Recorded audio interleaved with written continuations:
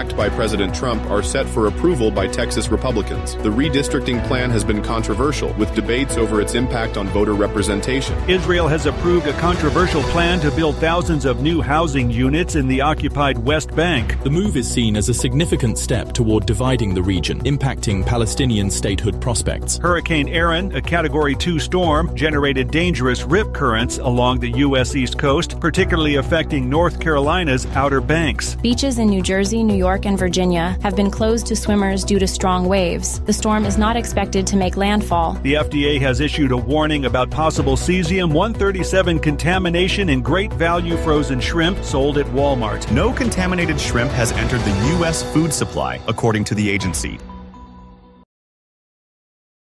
The opinions expressed on this program are those of the host or guest and should not be interpreted as statement of fact. Independent fact-checking and corrections are encouraged. Can we get a cup of coffee in here, please?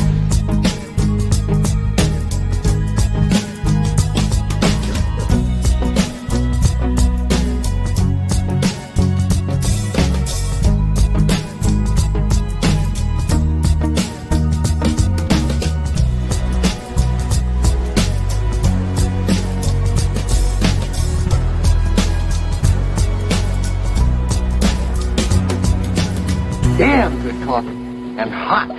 We'll see how this goes. Go. My dog is your mind's best friend.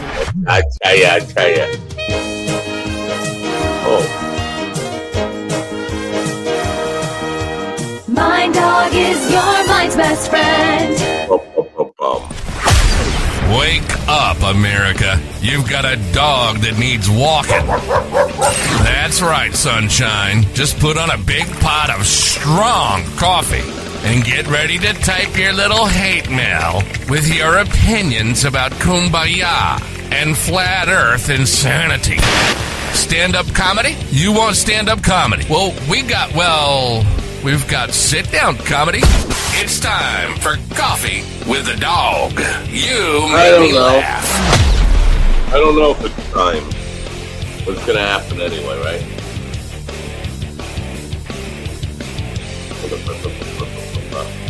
I tell you. Oh, what's this now? Good. Get the funga-ga-ga-dung. Get the funga-ga-dung out of my dung.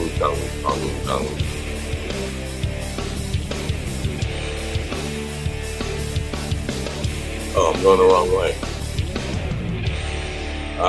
Good morning, folks. Well, it's a good morning for you, maybe. For you, maybe. Not so much for me. But anyway, thanks for being here. It's Thursday morning, August 21st, 2025. We have had some kind of indication of this hurricane that's been promised for the last 600 years. But here's the thing, Al, if you pay attention to the news, and I know you probably don't, why would you? Come on, really, seriously. He finally mentioned a hurricane this morning. He called it a Category 2. Now, I thought it was a Category 5. It just keeps changing. There's a big difference between 5 and 2. Now, it doesn't seem like a 2 when you see the kind of waves that... I was on the beach yesterday on the South Shore of Long Island. I didn't go to the beach to swim. I went to the beach because that's where my show was. And the waves were... and this is in the South Bay, not the ocean. At least 6-foot crescents. So there you go. That's not generally a Category 2 hurricane. Generally reserved for bigger ones, maybe 4, 5. But so maybe Al's right, though. Who knows?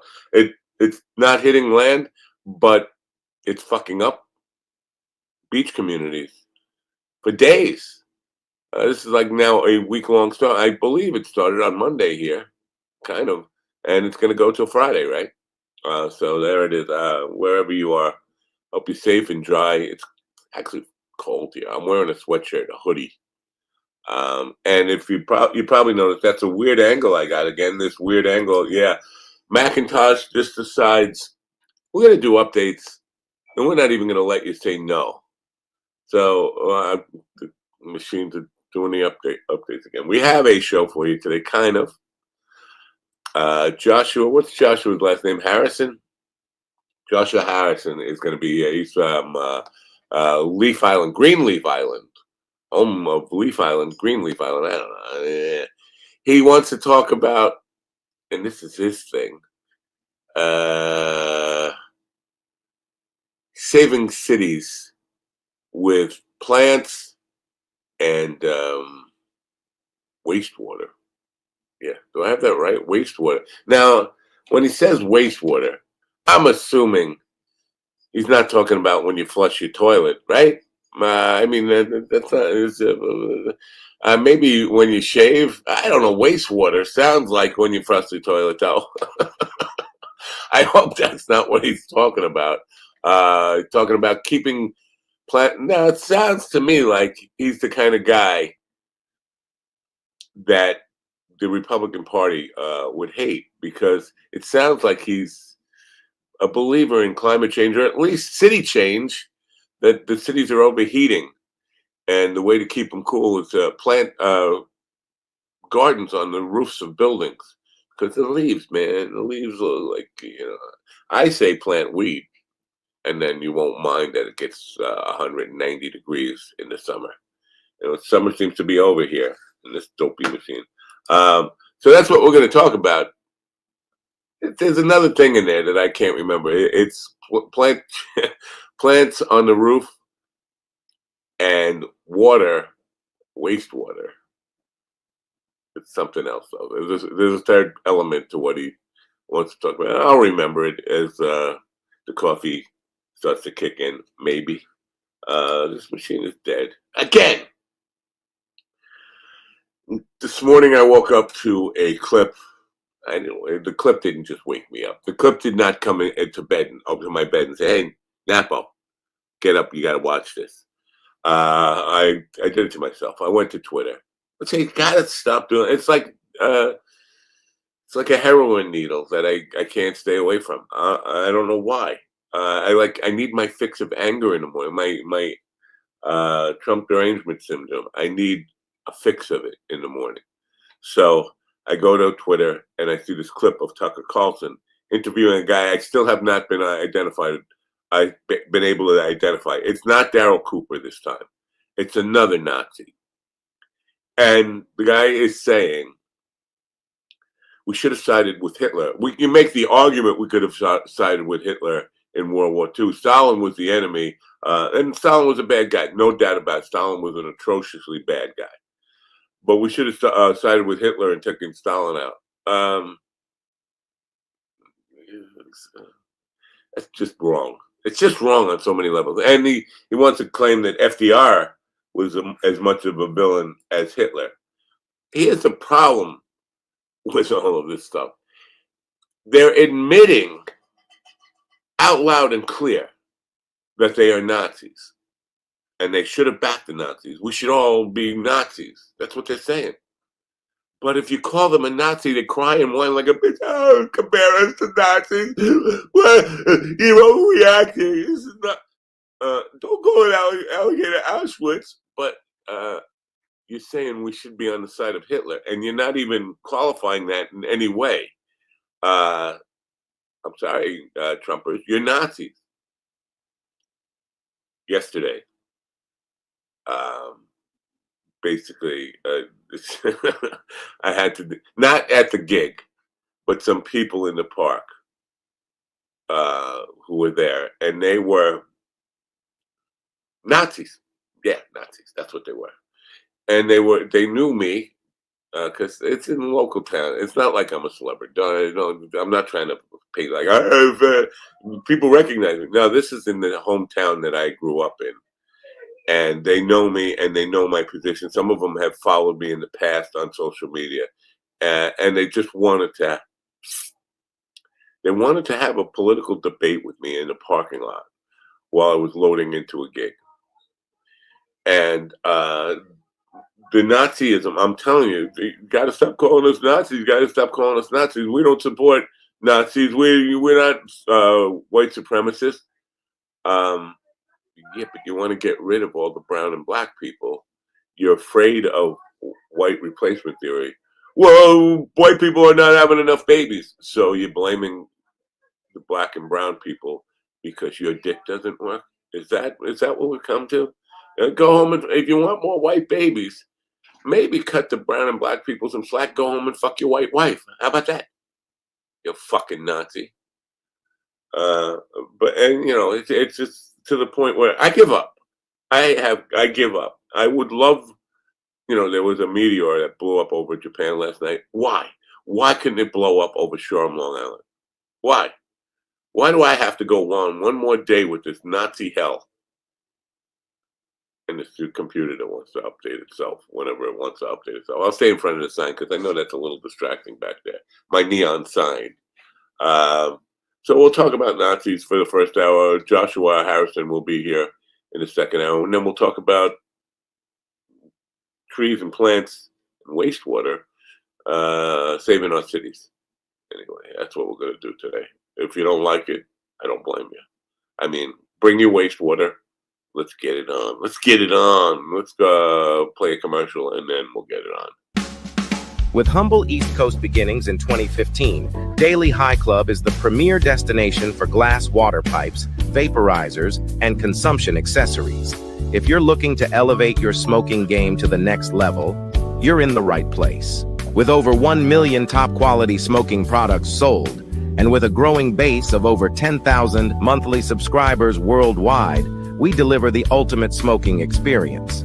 But Daily High Club is not just a retailer, we're lovers of the smoking scene ourselves, working with giants like Tommy Chong, Snoop Dogg, Chanel West Coast, and more. Ready to join the Daily High Club? Let our experts curate your collection with our awesome El Primo monthly subscription box, or grab one of our fun and unique pieces from our smoke shop. Grab my Click piece. the link in the description below this video to get this party started now. Now, ladies and gentlemen, in the room with me now are the man. I'm back to this, can't do is or are again. Man who calls Apple and says, Apple, make sure he does his updates. Don't let him say no. PD Fenderson. Good morning, PD. Good morning, America. MindDogTV.com. What do you do with all of the water that accumulates around your waist after a shower or bath? Your wastewater could be valuable. Do not waste your wastewater. Store it in your MindDogTV.com/merch wastewater bottles. Only available at MindDogTV.com/merch. MindDogTV.com. Enjoy the show and support your local mercenaries. Wait. You're saying don't waste. That's what you're saying. Don't waste the waste. Right. Don't waste your wastewater. Don't waste the waste. Don't waste your wastewater. Store it in your MindDog TV water bottles. No, how would you define what? Do you think it's toilet water? No. I believe he's referring to the excess runoff that we. Okay, back before we had cities and stuff, all the rain that fell in the area that's like New York before it was paved, got absorbed into the planet, into the earth, and recycled and pumped right back into the atmosphere. But now we have all this asphalt all over the place, and so the rain falls and it's not my ass's fault. It is your asphalt. That was the lowest hanging fruit, the low hanging fruit. But it doesn't hang as low as your ass. So, and it hits the road, the asphalt, and it runs off, and it does not go back into nature. It goes into the sewage system, and eventually maybe run into the Hudson or something like that. And so the general area where the water landed doesn't get to reuse it. And so if you had things like floating islands that they propose and stuff like that on rooftops and stuff like that, that would make the area more green, and it would lower the temperature because it will absorb a lot of the sunlight. So in an area, let's say like New York, without any of the green stuff, if it's 80 degrees in Central Park, it'd be like 92 degrees in the city. Or could be. So in this case, Central Park is in the city. Well, I meant like with the buildings and stuff. I know what you meant, but I have to be a baller.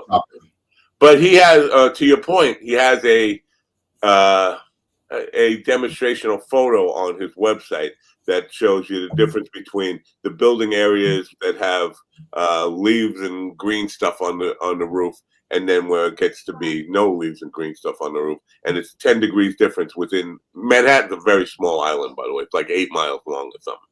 And it's not that long from 82 degrees to 92 degrees. And the difference seems to be green stuff keeps you cool. I know that I was working in Cleveland. I used to work in just outside of Cleveland, Parma. And there was an area where I worked that was like right off of the Lake Erie. I mean, right off of it. But there was an apartment complex that was maybe a half a mile from Lake Erie. And I was working in the apartment complex, and it was quite warm. And by the time but it was winter. I'm going to explain it. This was December, and it was quite warm for December in the apartment complex. And I drove a half a mile closer to the lake, and it was a blizzard. It was a blizzard over there. It was like 8 degrees colder, and I mean, it just makes a difference. The buildings and stuff like that, where it traps the air and what it allows in and out. Same with the trees and the mountains. It makes a big difference. So wait a minute. Are you Adam Durst? Do I have the? I thought G.D. Fenderson was. Are you Adam Durst? Are you County Crow? No. I am a person who's just trying to convert as much of my yard into making my carbon footprint smaller as possible. I thought I heard you singing "Long December" or something in there. Warm December. I did sing "Long December." I sang it to my wife for her birthday. Oh, why? Because her birthday lasts a month long. Is that the deal? Her birthday lasts a whole month. No, okay. See what had happened was. Oh no. I know that's her favorite song, or at least at the time it was like her favorite song. And so for her birthday, I was recording it. I was going to do my version of it, something that she could just put on her phone, and she would just have of me singing to her, because she it's a torture for punishment. She loves it she used to love it when I sang to her. I can't say that now. But I wanted to have something on her phone. She had something on her phone that she could just click, and it was just me singing her favorite song. And it was supposed to be for her birthday, and I didn't have it finished by her birthday. And I didn't have it finished until February, Valentine's Day. It's a long December when it gets to February. Yeah, because her birthday is the first week of December. Yeah. And the thing I had... Did she charge you an interest or penalty for the late fee? Yeah, for me, because I had to get her something else for her birthday. Oh wow! Because I put a lot of energy into that song. I practiced and worked on it, learning it and learning the parts. The percussion, bass, 2 guitar parts, stuff like that, and the vocals and the harmonies, and trying to get it right. Because that's where you fuck up. Listen, Don't ever try to get anything right. That's the problem. Don't ever try to get anything right. When I do stuff for YouTube, like my song parodies, I take 2 takes, maybe 3, and whatever's the best take I have, that's what I use. And it's going to have imperfections, because I'm going to spend like 2 weeks on it, and not like 2, 3, 4 months on it, because it's an idea and I want to get it out as fast as possible. Wait, otherwise. Are you John Legend now? I don't know if I'm talking to Adam Durst or John Legend. The perfect imperfections. It's like you're a different person every time you open your mouth. There's a different song coming out of you. Did you notice that? Maybe. No, because I don't listen to myself when I talk. Yeah. And neither does anybody else. Why would I make the mistake of listening to myself? Somebody in Kick. And this is not a bot trying to sell us more bots. Somebody with the actual question: do you support the Israeli occupation army or Palestine? Do I have to support one or the other? Listen, I think it is a bot, and I think they're trying to stoke a reaction. Well, my reaction is I think both sides are wrong.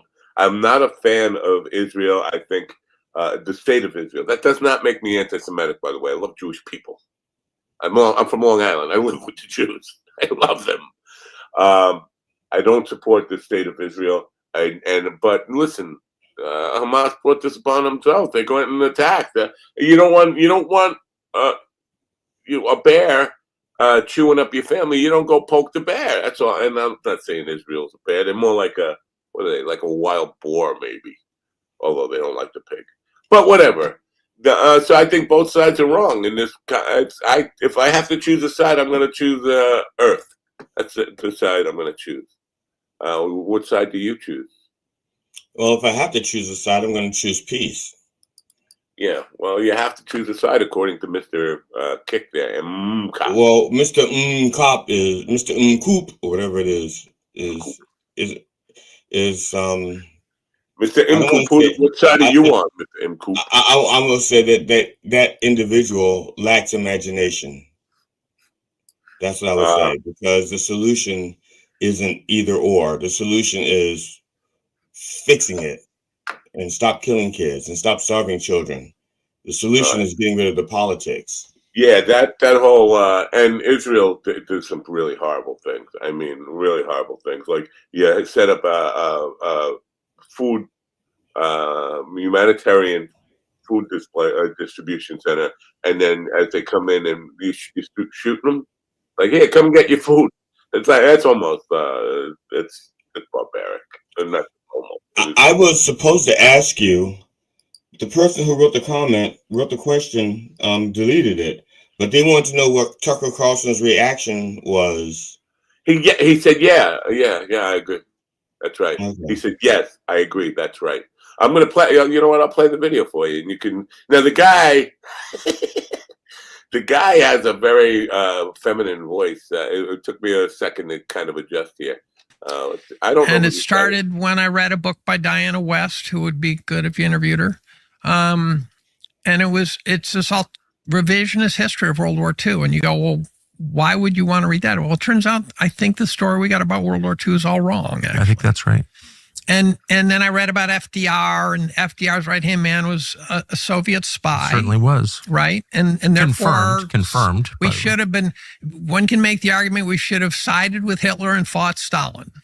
Patton said that. So, and maybe there wouldn't have been a Holocaust, right? You know, but Stalin was awful by any metric, and we weren't his ally. The story is that there were a few missing American soldiers at the end of World War II in Russian territory. No. Like 15 to 20,000 were missing, and we left them there.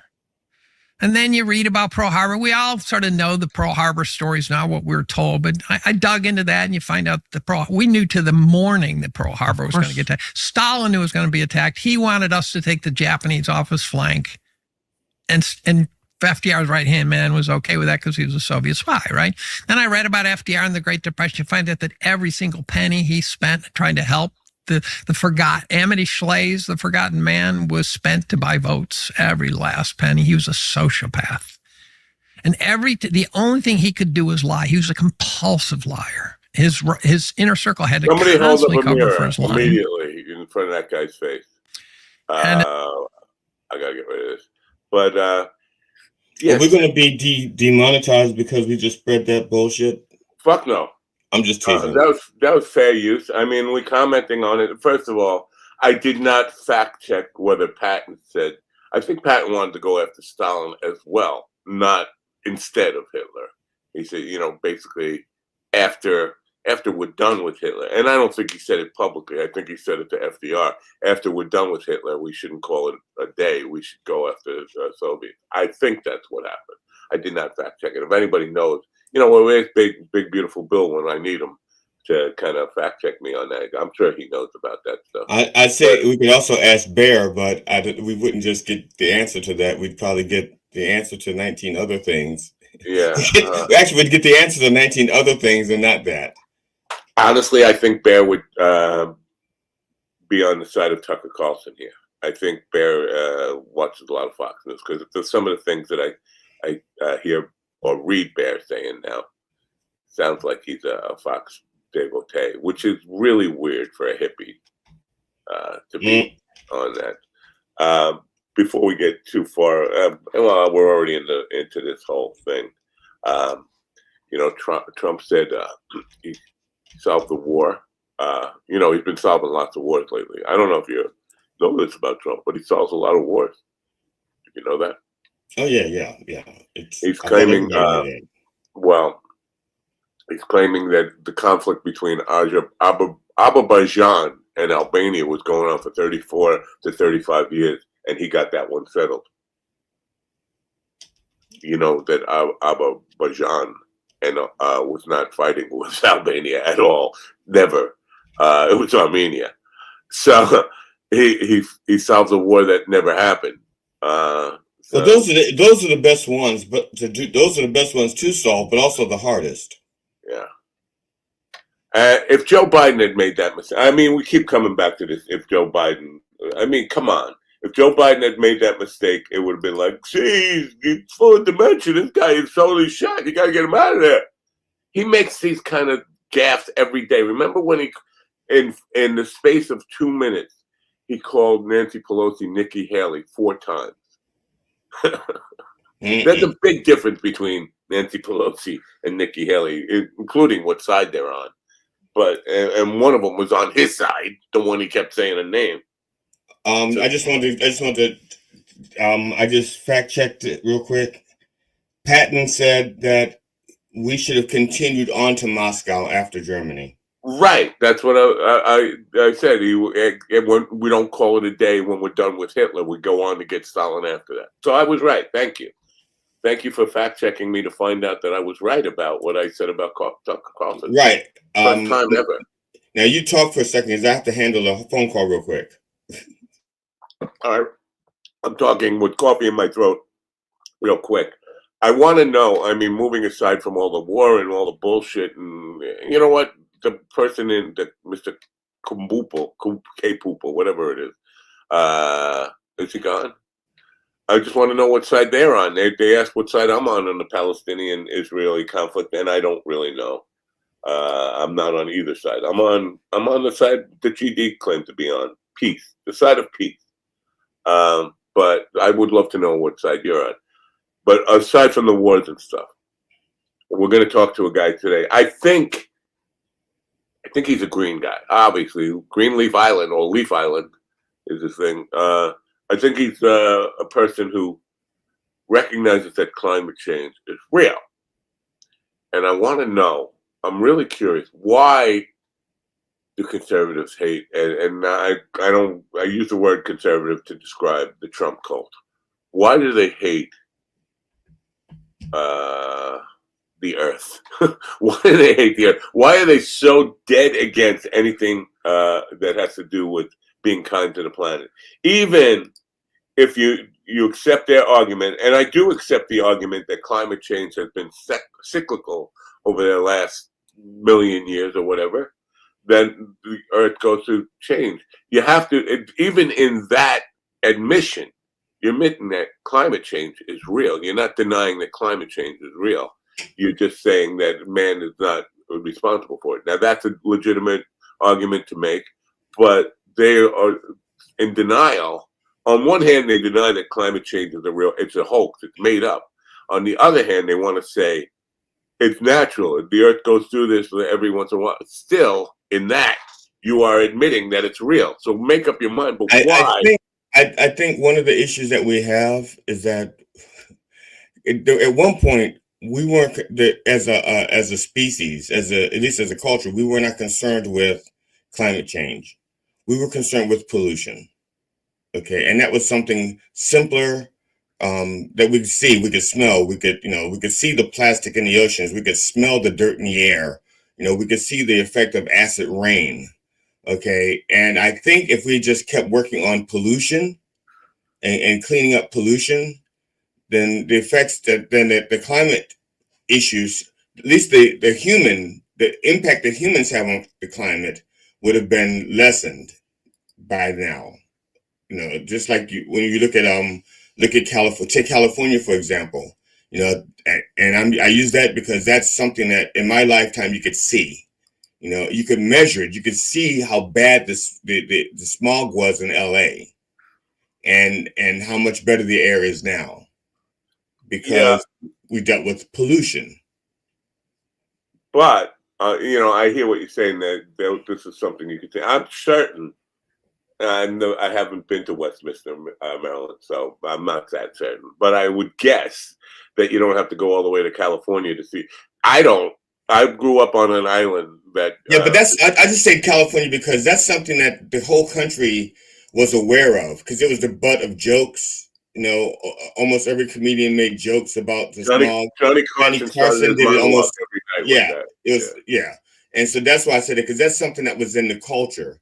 I mean, you could because a lot of people also don't pay attention to what's going on around them because it either happens so slowly that they don't pay attention and they get used to it, or they just people are just like that. Like every other congressman is corrupt, but their congressman is great. People are just stupid like that. But if you just look at California, that's something that's measurable, something that's noticeable, something that the whole country probably could notice and see and agree on even. Yeah. But again, I think you're right. There were cultural references to it all over the place with California. But I would think by now, because I know I had a friend in North Dakota who was telling me about how some of the rivers where he was living have been dried up and how hot it's been in the summers. And we have Canada and the Yukon seeing summers like Arizona is used to seeing with 120 degrees in the Yukon. Hello, you got to notice that there is climate change happening, but they keep coming back to this idea that it's all a hoax. I can make the good argument. Now the difference is, like, what happens in Arizona, it's more easy for them to say, well, this happens every so often, every few 100,000 years, it gets hotter, it gets colder, it gets hotter and colder. In California, we're talking just decades, and these are actions that people took to clean it up. It wasn't just like the earth was rotating and so the smog disappeared. It's like, no, California says, look, let's get electric cars, let's get more efficient vehicles, let's do this, let's do that. And things got better, so you can actually see the result. In where I am in Maryland, our winters have gotten so stupid. We used to have like normal winters for Maryland. Like you get like a couple inches of snow this week, a couple inches of snow 2 weeks later, a couple inches of snow 2 weeks later. Not enough to close the schools for the most part, and then maybe once in a while you got like 7 or 8 inches of snow, enough to close the school. Now the winters in Maryland is like, we may go the entire winter and have 2 snows. One of 12 inches and one of 14 inches, and that's it. And the rest of the winter is like 40 degrees, 45, 50 degrees. We're not killing off the weak insects. So when the spring comes, we're getting bombarded with mosquitoes and all the bugs that should have been killed off by frost. Yeah. I don't have a sound effect for mosquito, so I was just doing my own impression. That's my wait. I do the typical like impressionist thing. That's how I turn around and become a mosquito. It's kind of cool, right? No, it is. I bought it. When you turned around, I looked at your nose and I didn't see a nose anymore. I saw a proboscis. You can't miss this nose. And look at this nose. But when you turned around, it became a proboscis. It was no longer a nose. I was like, wow, that's a real mosquito. I used to work on what was the guy's name? As a matter of fact, I was so convinced that you were a mosquito that you were starting to get under my skin. Oh, I've got you under my skin. I'm going to switch cameras here and computers. So this is. If we lose you, we know where you are. I got to. Oh yeah. Oh,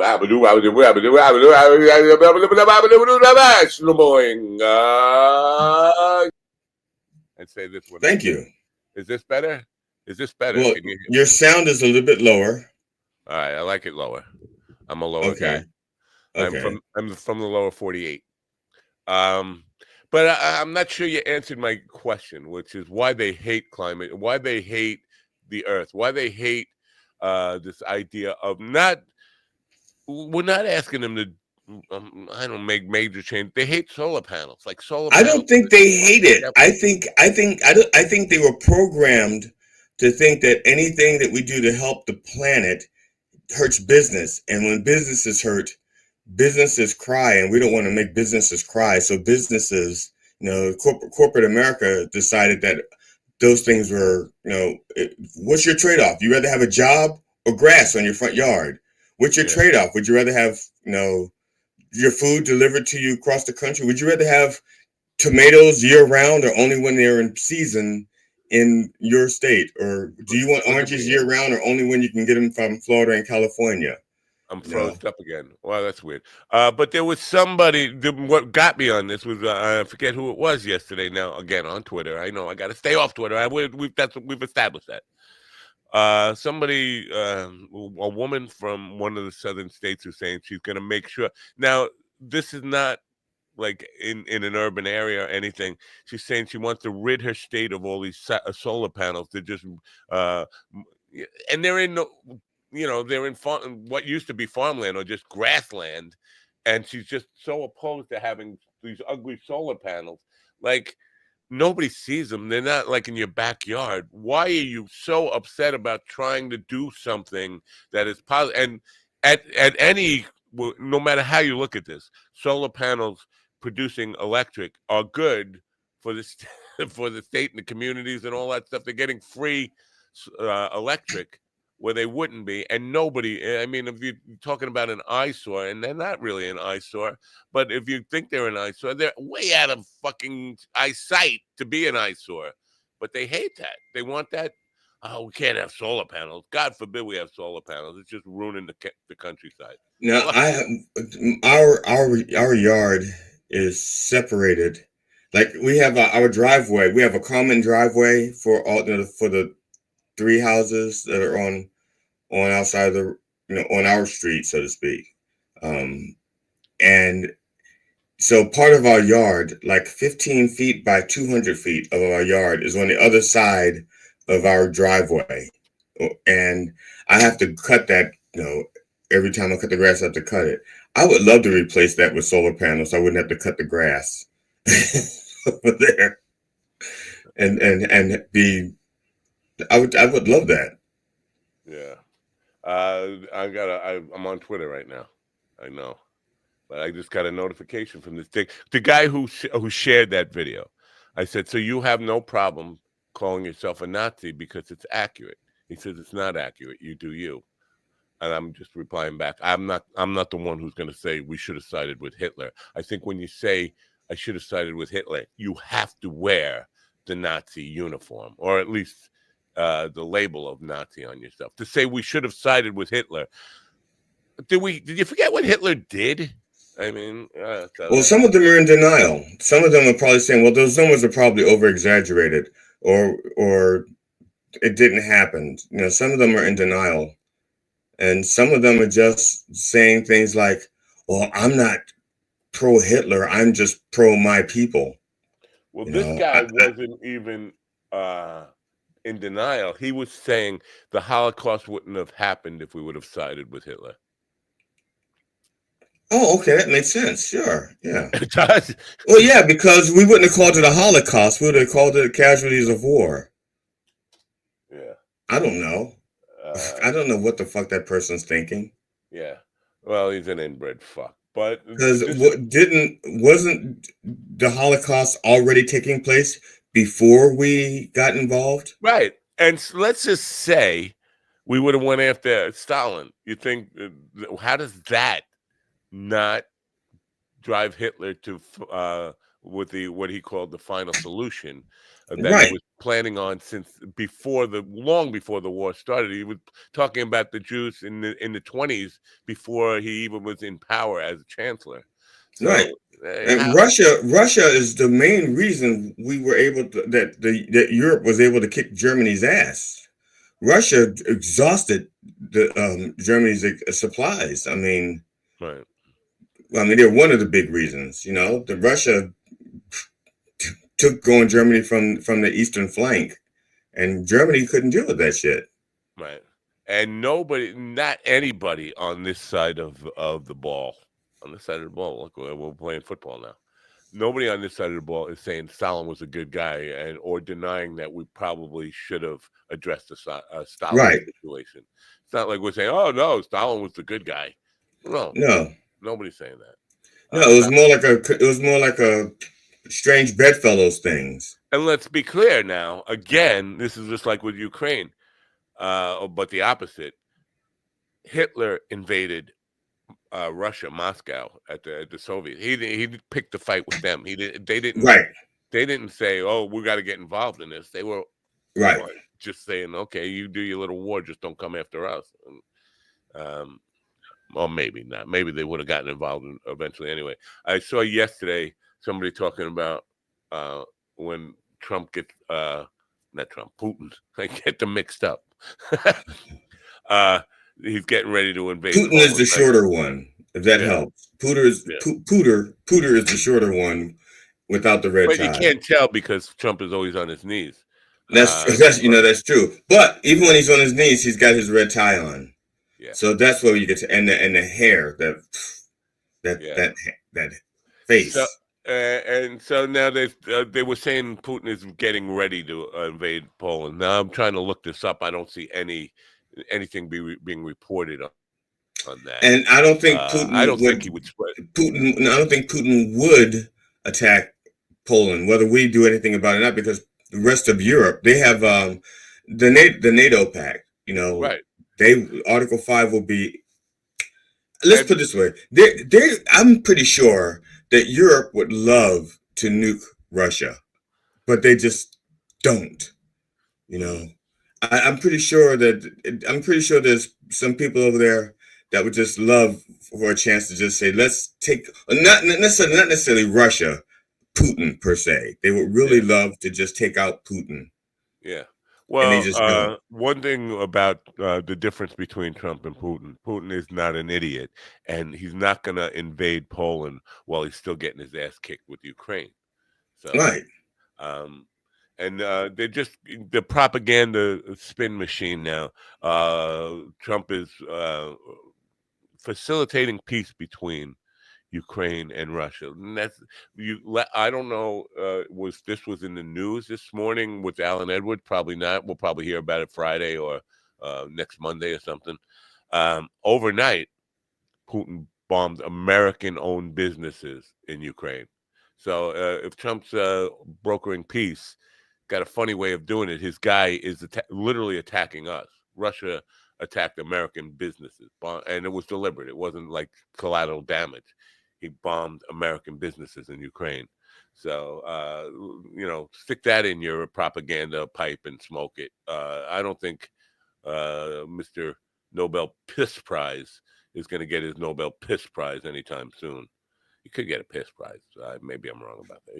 He deserves a Piss Prize.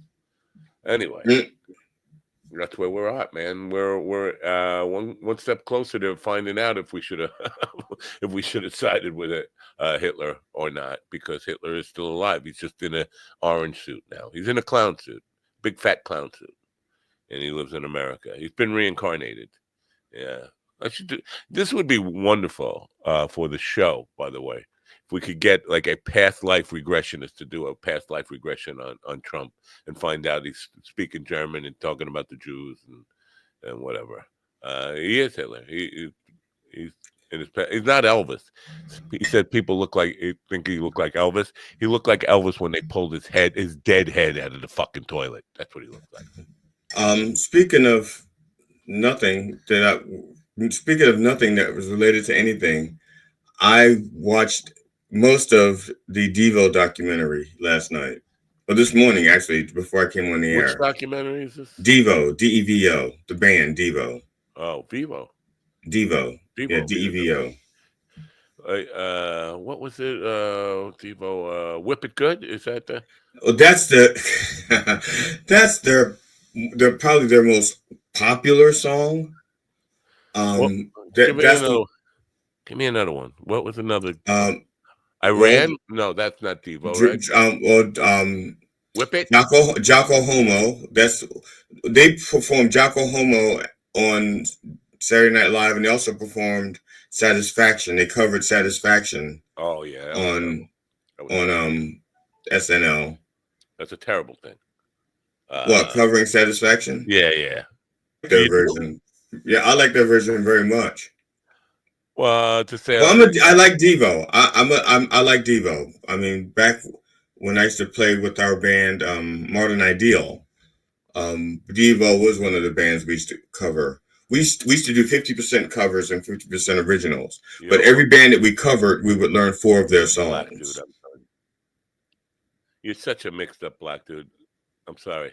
That is the whitest of white thing to ever like.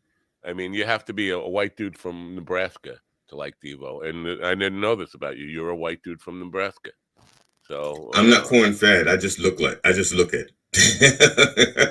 My God, Devo. Oh, yeah. Now, who's the one I'm thinking? Flock of Seagulls. Let's see. That's the one I got them mixed up. Iran, right? Iran. So yeah, that's away. Flock of Seagulls. I don't know how you could get them mixed up. I don't know either. Well, it was close enough in the time range, right? Or no? Yeah. It's like I don't know. Devo. Well, actually, Devo started, I think, in '74, right after the Kent State shooting.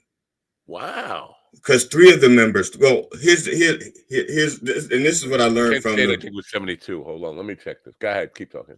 Well, I can't remember his name now. His last name is like Mother Bog or something like that. Mother's something. I can't remember his last name now, but he was a student at Kent State, I believe, and he was an artist before then. He was an artist.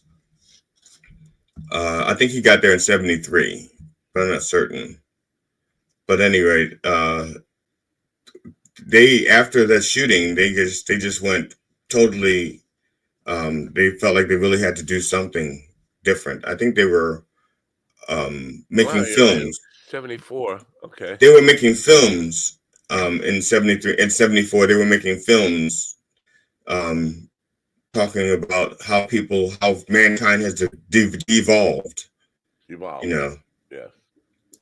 I'm just confused because you're right. It was 1974. Oh no, May 4th, 1970. So I don't know what happened in '74. There was a listing. 1970 makes sense because I was certain that Neil Young's song. Well, right, yeah, because well, they were students there. So what happened in '74? I think that was when. Now I got to go back. You're right. It was '70 because Nixon was president. Nixon was no longer president in '74, right? Right. Well, he resigned in '74, and I don't think he would have even gotten involved in those kind of things while Watergate was going on. So yeah, now I have to remember what happened in '74 with Devo. Yeah, I think that's. But yeah, because all I knew was the song "Ohio" was before 1974. It's like what? Right. But right in this link that I clicked, it says May 4th, 1974, and then in the article it says May 4th, 1970, Kent State, Ohio, National Guard, blah blah blah blah blah. I don't know why they have to 1974 in the description there. Somebody screwed up somewhere, and it got all the way to you. It fed into your brain that 1970. Yeah, because I think I saw it on the. I'm getting freeze ups and all this kind of crap. I just muted myself by accident. I was going to rewatch the documentary anyway. I watched them, but this is something I saw already. A music documentary into 2:00 this morning. I needed to do something for me. You ever get like I need to reward myself. I need a guilty pleasure. I need something to make me feel good because I was in a very. I'm still in it. I'm just like sick of the world. So I need to do something for me. So I watched Bob Dylan, Down in the Flood, Bob Dylan in the band, which I've seen before. Great documentary. Am I froze up again? Yeah, I recommend it for everybody. It's called Down in the Flood, Bob Dylan in the band. It's a story about mostly about Dylan's impact on the band, but then how when he went electric, the resistance to Bob Dylan going electric and the impact that had on cultural things at the time and music and all this stuff. And when he went to Nashville, fusing the left-wing folk movement with the right-wing conservative movement, and how that fucked people's heads up because they wanted him to remain the protest song guy. And then he was in England doing a concert. Dylan was with the band, and they were booing him. And he said, they called him Judas. He said, "I don't believe you. You're a liar. These are American songs, not British songs. These are protest songs. Come on." Like, and then there was a point where the cultural heat on Dylan was so big. People can't wrap their heads around this like now, who Bob Dylan was and what he meant to a certain political movement within the United States. But there were talks about assassinating him, and he knew about it. They were talking about it openly, like the plan to assassinate Bob Dylan, because 1960s was a time when assassinations were in vogue. It was a thing to do. But he knew about it, and he said, "Stop talking about shooting me. I don't care if you shoot me. I don't want to be told about it." I get that. I totally get that. Like if you're gonna whack me, come up behind me and do it like as a surprise. Look, I keep getting locked up over here. Yeah, your face is freezing up, but your voice isn't. That's weird. Why? Because of this software update that they just made me do. No, I think it's your face. Oh, my face does get locked up. Yeah. So Down in the Flood, man, go see it. Don't go see it. It's on YouTube. You can watch the whole thing for free with it. Now, have you watched the Billy Joel documentary? No, I want to do my own Billy Joel interview. I saw some of the interview with Bill Maher, Billy Joel talking to him, and I want to,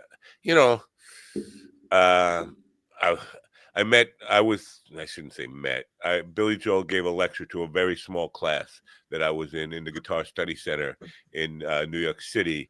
I want to say right after The Stranger came out, and that could be 75, 76, something around there.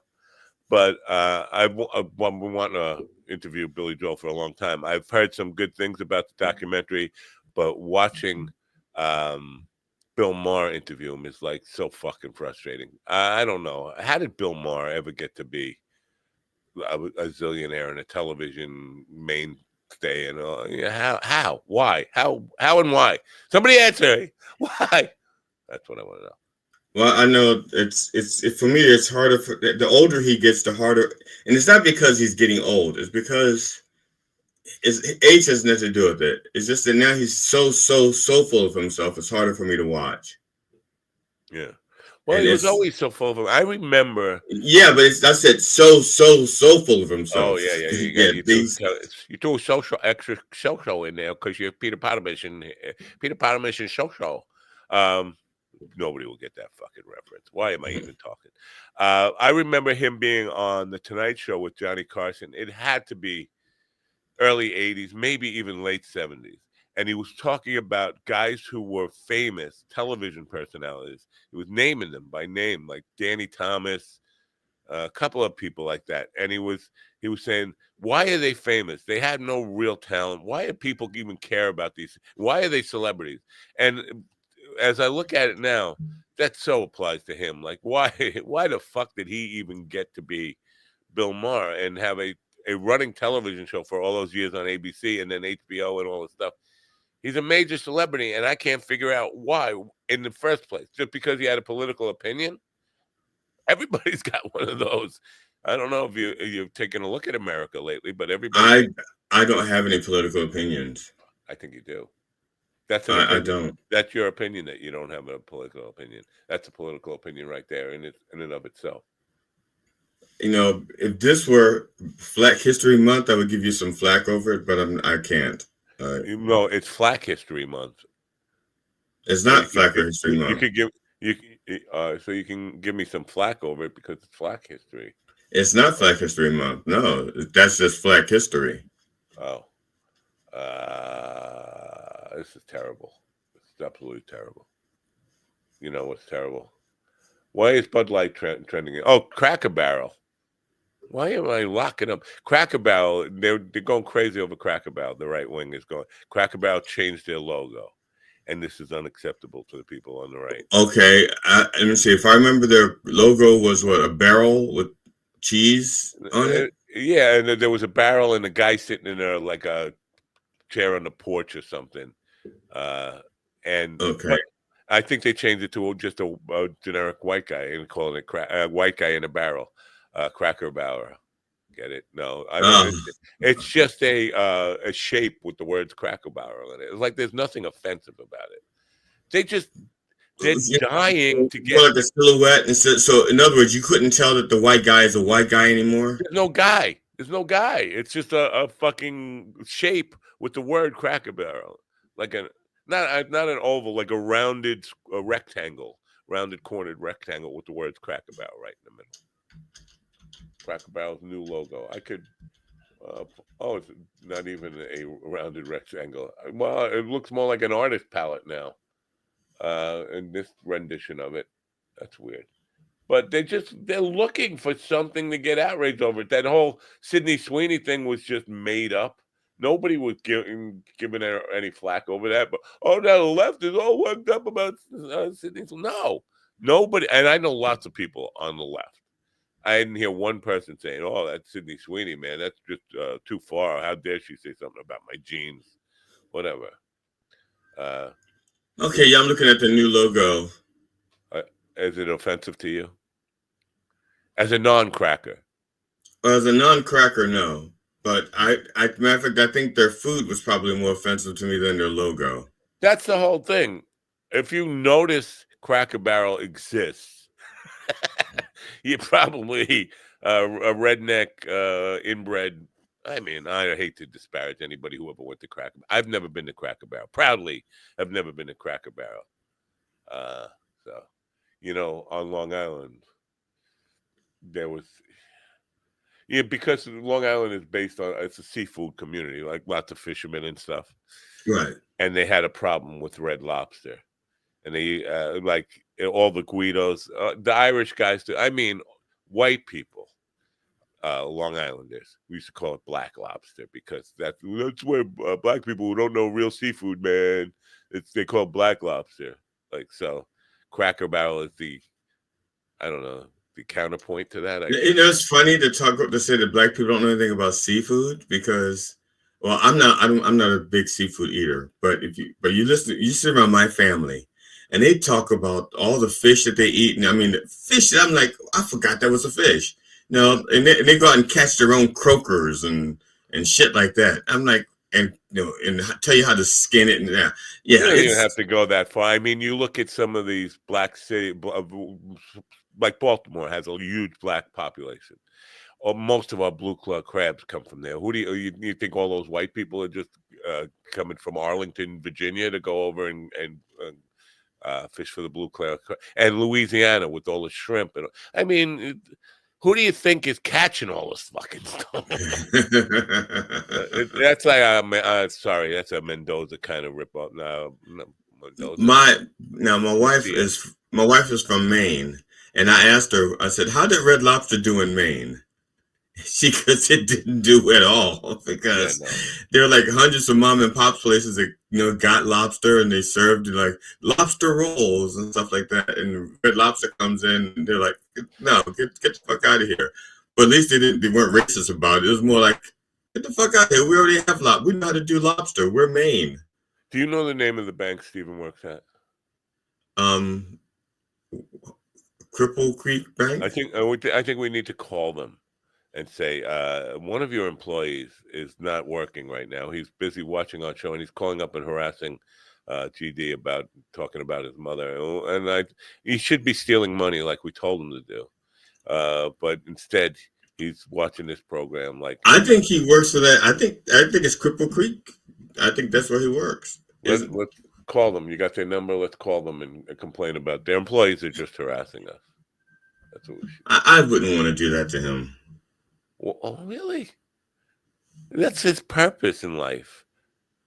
No, that's not his purpose in life. Not that I can think of. But I didn't even realize he had a purpose. Yeah. Steven says I'm done with my duties just watching In Between Guests. In Between Guests. so far there might be one guest who will show up in 15 minutes or so. But in between, I don't know if we can get in between him. I think now sunshine. I think is referring to crabs as the cockroaches of the sea. But I think that's what she's referring to because we were talking about blue crabs and stuff. But I think we also talking lobsters are the cockroaches. They look more like cockroaches. They're longer and like that. And they all. Oh, I didn't even think about that. Yeah, lobsters. All these shellfish are bottom feeders. They live in the muck. And it's like the most disgusting, all the shit that falls down to the bottom of the ocean. That's what lobsters and crabs live on. And shrimp, yeah. And then they become, oh, this tastes so good. For like you're really eating a shit-eating fucking bug. And corpses. And corpses. Yeah.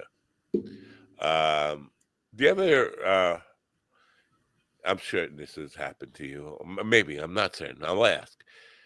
Ever finish a movie and say to yourself, what the fuck was that? Sure. Yeah. And quite often time will go by and I'll forget that I've seen the movie, and I may be like flipping channels or like the HBO, and I'll see something, I go, and I'll watch it, I'm like, this seems familiar, and then I get to why am I watching it a second time? Yeah. Well, I don't know if you know this about me, but I'm an old dude. Do you know that about me? I'm an old dude. And I often, as an old person, start reflecting on my life and my memories and all the fucking shit that I've been through. And yesterday, driving home from a very long drive because it was in the rain and people act like there's a fucking blizzard, I was starting to think about my life, and it feels like one of those movies. Like I'm towards the end of the movie now, and I'm saying, what the fuck was this movie about? I don't need, like, what the fuck was the point of it? If there is an afterlife, I'm not going to heaven. I'm not going to hell. I'm going to what the fuck is this? What the fuck was that? That's where I'm going to end up. Like, what the fuck was that? And this is the weirdest time to be alive, I think, if you're an American, for certain. Like, what the fuck is...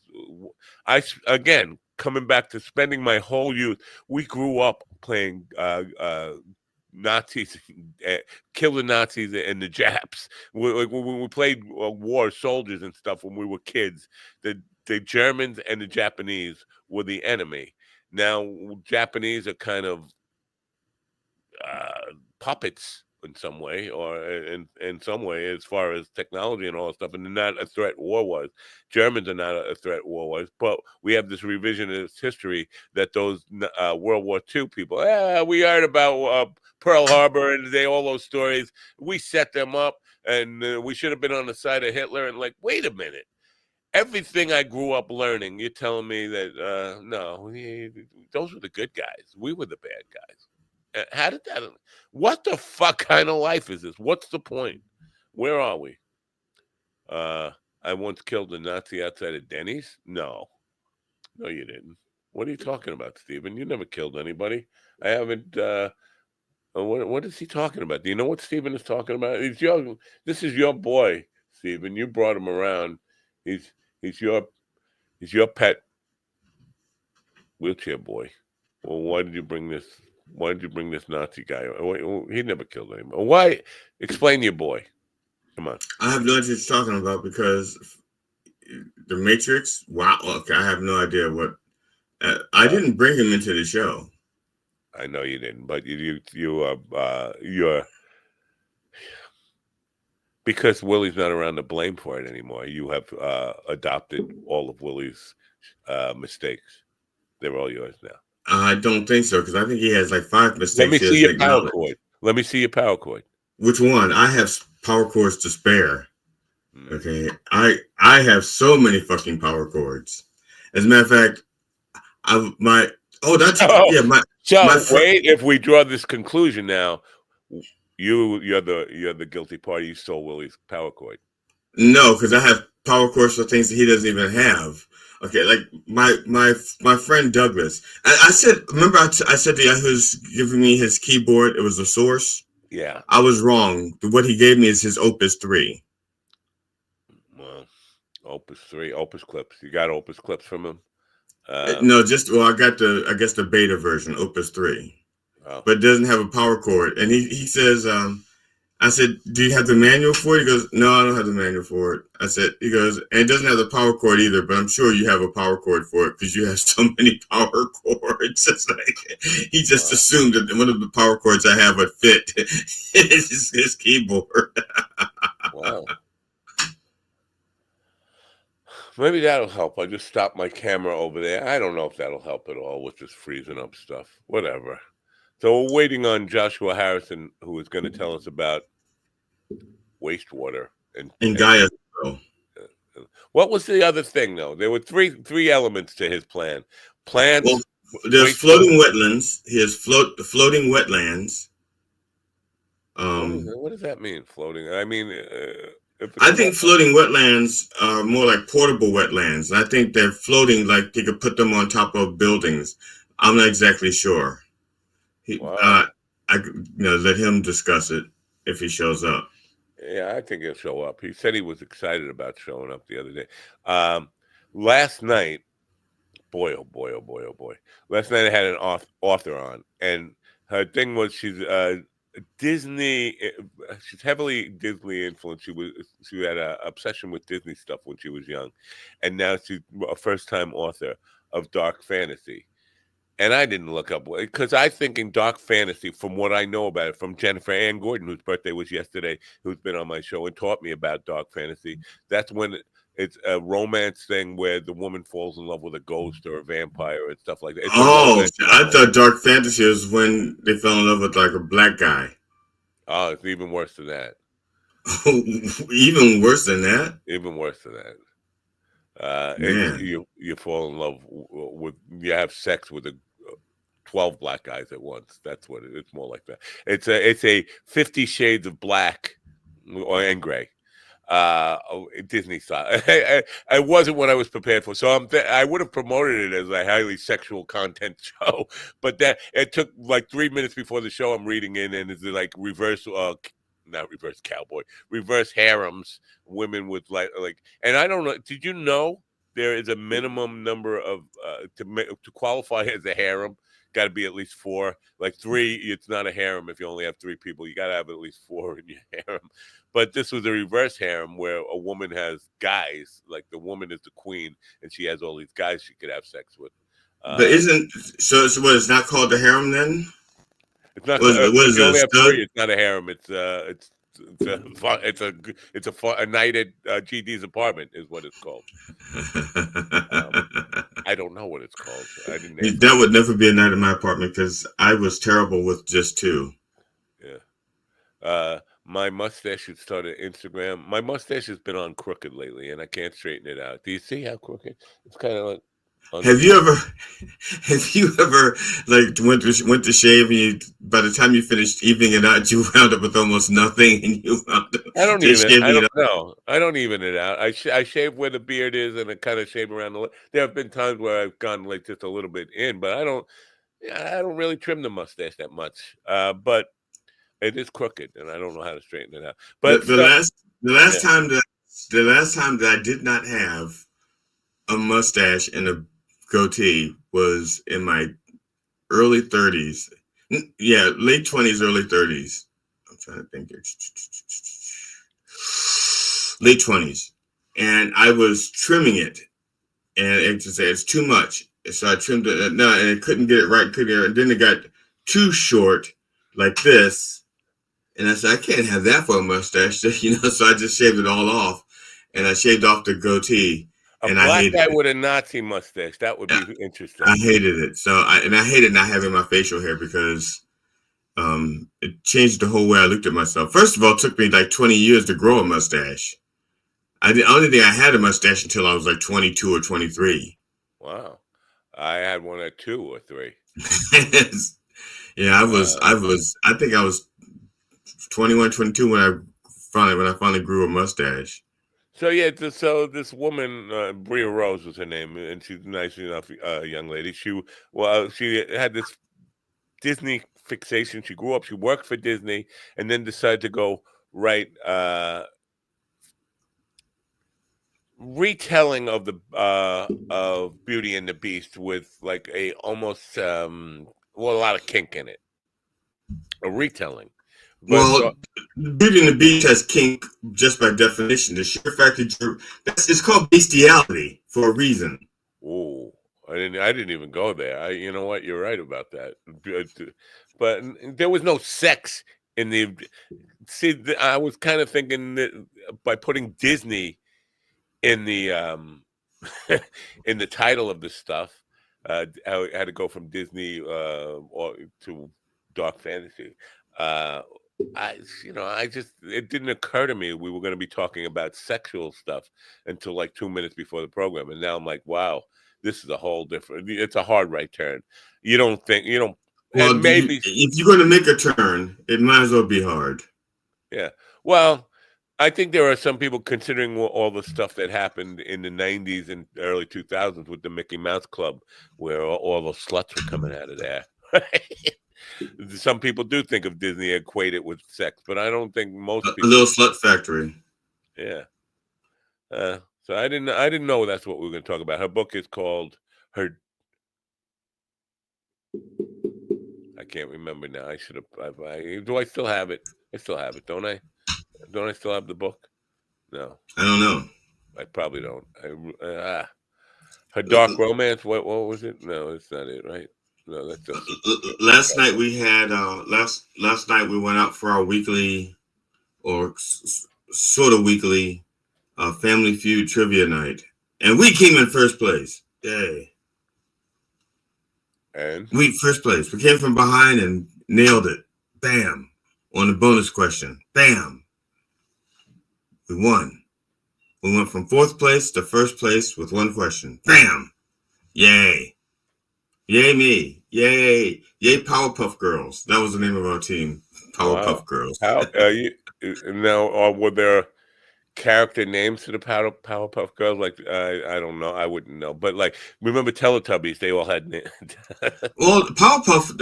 Is it Powerpuff or Powderpuff? I think it's Powerpuff Girls. I don't know. No, I have to look it up because I get mixed up every single time I think about it.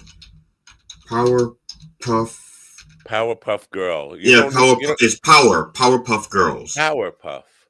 Yeah. Now, what would that allude to? Like their power came from a puff? Well, actually, they were manufactured in a lab. Let me see. Bubbles. Yeah. What's going on? I don't know. Something's going on with my cursor. I don't know. Wow. See, it's the Gremlins. Our guest is here. We can move on. I mean, are you guys still looking for Powerpuff? I'll wait until you get your Powerpuff story straight. Oh, that's okay. No, I know Bubbles was one, but I was Mojo Jojo. That was me, Mojo Jojo. I wouldn't know. I gotta look. I'll look that up. But now this girl with the Disney sex thing, she has all these little characters too that look like they might be Powerpuff Girls or something. Or little characters that she's selling. I got to get on that. I'm one of the good ones. T-shirt, by the way. Okay. I forgot all about that. And you did mention it again yesterday. It came up in yesterday's conversation. Now, Dr. Brown Marshall, now Professor Brown Marshall, was getting some hate on YouTube. I don't know if you saw that. They were saying she was misrepresenting facts and stuff. I didn't hear any facts that she misrepresented. But she's talking about protest stuff and Dr. King stuff and all this. I don't think she misrepresented anything either. It's just people hear stuff they don't want to hear, and then they get angry about it. Well, they miss a word in a conversation that would make it, like they miss like they hear a double. You understand what I'm saying? There's a sentence that's going on, and you miss a not or a and or a or, and it changes the whole structure of the sentence, and you miss that one word, and it's like, that's not right. And then you start arguing in your head, and then you miss the rest of what they're saying. Right. I don't know. Right. That's just a hypothesis. They just get angry and let the anger just drive whatever the result is going to be. And listen, I can relate to that. I don't know if you know this about me, but I could be rude online. I could be. Do I need to play your sound clip to prove it? No, I don't. All right, let's get to our guest. Joshua Harrison is the co-founder and chief strategy officer of Leaf Island, one of these green people, He's a green people. No, I'm an award-winning green infrastructure company. See, green, yeah, green. That's gonna set. They're gonna get angry today. I'm I telling don't think you. he's in the room now. Oh, there he's back. Okay, he was missing from the room. He's back Oh, now. well, maybe the Gremlins are out to get us. I'm telling you. Yeah, an award-winning green infrastructure company based in New York, which is a good place to be based. If I were going to be based someplace, I would be based in New York. When they based, oh, I'm thinking of basted. I'm sorry. Yeah. He also serves as the director of the Center of the Study of Force Majeure at UC Santa Cruz. Well, that's a long way from New York. That's a commute. That's a daily commute, you know. Yeah. For over 3 decades. Oh, this is in his past. I'm sorry. I should learn to read. Shouldn't I learn to read before I do this? Joshua has worked at the intersection of art, ecology, and system strategy, from designing immersive installations on ocean collapse to building regenerative models for wildfire-impacted landscapes in the American West. He's here now and probably will be more articulate than I will, hopefully. Good morning, Joshua. Can you hear us? Joshua, can you hear me? Hello? Can you hear me? No, you can't hear me. Are you in the right place? Let's see. There's something in the private chat. I will respond. Let them know we don't hear him. I'll ask him if he can hear us. Yeah, I'll take him out until you communicate. Yeah. You let me know when it's safe to bring him back in. I don't want to pull a Robert Yering on him. Okay. Yering? What's that? Yeri. Whatever. It's weird. Maybe the headphones need to be plugged in or something. I don't know. He could give us a thumbs up if he hears us. No, he took the headphones off, so now he won't be able to hear it. Oh, well. So we're not going to learn about wastewater on top of buildings or something, right? We're not? I was all excited. We will. He's just put his headphones back on. Oh. Can you hear us? Give us a thumbs up if I you misspelled here. No. Josh, when you hear us, just give us a thumbs up. Took the headphones off again. Sorry, folks. This is live TV, or we wish we were live TV. It's dead TV is what it is. Thumbs up if you can hear us, Josh. No. Can you, Josh, if you can hear us, just give us a thumbs up. Oh, he hears us. Yeah, you can bring him in. Let's bring him back in. I already read his introduction. Good morning, Joshua. Good morning. Glad we worked that out. How are you doing? Well, there was no we because I didn't do anything. Did you do anything, Matt? I think you did. I think it was you, Josh. I tried doing stuff, but I couldn't do stuff. No, I just I went from wireless to wired, so I just fooled around on this side till something worked, which is nice. Good morning, and thank you for being here. I appreciate you being here. Tell us a little bit about it, because you know what? I started this program by saying there's a certain political affiliation in this country right now that hates anything to do with green, and I can't understand why they would hate. You mentioned even green infrastructure. You're going to piss off a half of America thinking, oh, how dare you ruin us with your ecology? I mean, how dare you care about this planet? Why can't I just dirty up the planet and just use everything? So that's got to be a tough place to even start from. You're approaching things with the word green, even in the title of green infrastructure. You're alienating a good section of the I hope not to alienate anybody, because basically we all breathe air, we all drink water, we all live, exactly why I can't understand why they hate the idea of anything green or ecological, why they hate the planet Earth. And I hate to drag you into politics, but this is the case. It seems like they hate the planet, right? America first, but Earth last. Well, I think we have a bunch of different things that a bunch of different stories we tell ourselves. Some we're aware of and some we're not. And one of the stories we told ourselves for a while is that with really inexpensive energy, we can do anything we want and we don't have to pay attention to the world around us, and we're kind of protected from anything. And it's not very true. I mean, we're having a big hurricane right now that's kind of showing us that some things are a little bit stronger than our protections. But But it gives you this sense, and I think it's really hard to let go of that sense of being protected. I think it's very, very hard for people to let go of things that they've learned as children and that we've grown up with. So one of them is we don't need to worry about the planet because it's invisible. Air is invisible and it's going to be clean. And if I have to make myself inconvenienced in any way, it's a bad thing. And I just, when I hear that, I say, well, but you clean up your room, don't you? Yeah. You wash your dishes, don't you? Yes, the old adage was you don't shit where you eat. That's certainly true. Why would you do that? Yeah, well, I'm trying to figure out why you wouldn't do that. No, I'm just no. I caught GD in my cat litter box last night. But I think you find out by experience, right? Yeah. You do it a few times and you say, wait, this isn't so great. Yeah, you ought just to do it once and you figure out why you shouldn't do that. Right. Let's start with restoring the metabolism of cities. What the hell does that mean? That's a great question. I mean, I think it's the same thing I was saying before. We all live and breathe, and the things we do live and breathe. And we've been treating, we treat our cities like things come in like gas, wood, food, air, steel, concrete. And then when we're done with them, we bury them somewhere else. We throw them away. Well, there are limits to that, obviously. You know the highest point on the eastern seaboard? No. It's the Fresh Kills land dump of New York City on Staten Island. Wow. It's the highest actual point on the ocean, on the eastern. And if you've ever driven past there, you blame it on New Jersey, but it stinks like hell. Right. And what is all that? That's all the stuff that is decomposing that we didn't know what to do with.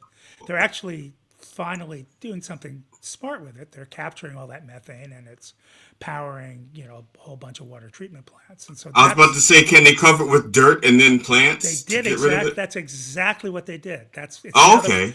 Okay. So the Fresh Kills landfill is now the Fresh Kills Park. That was, I guess they closed it. It's quite a while now. I must have closed it 20 years ago now. And so the last 15 or 20 years, they've been doing exactly that. They've been putting plants on it. They've covered it.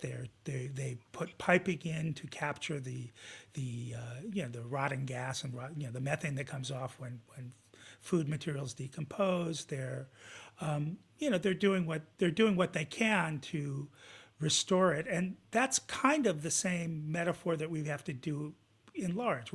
We need to accept the fact that we have waste products, but we call them waste. In the world, there is no waste. Nature doesn't recognize waste. Everything that anyone uses, anything that's an output, is an input. Well, with the exception of plastic, but other than that, in the natural world, something eats everything. Right. Well, and we're working on plastics right now. We're working on creating, on tweaking various kinds of bacteria and microbes and microorganisms to take plastic, because anything that's an organic chemical can eventually be broken down. Yeah, but it takes a long time. It can take a long time. But organic, but the problem with with organics though, because while let's take for example, oxygen and hydrogen, they are both gases. Okay, they're both gases and they're both flammable or combustible. But you put them together and they make water, which is not combustible. So we're changing the nature of things, even though they're organic. We can combine them in a way that they're no longer have their nature, their properties. I was using organic in the way chemists use it. Anything that comes from chemists are so stupid. Right. Anything that comes from, but all of those elements, hydrogen in particular, is the most common element in the universe.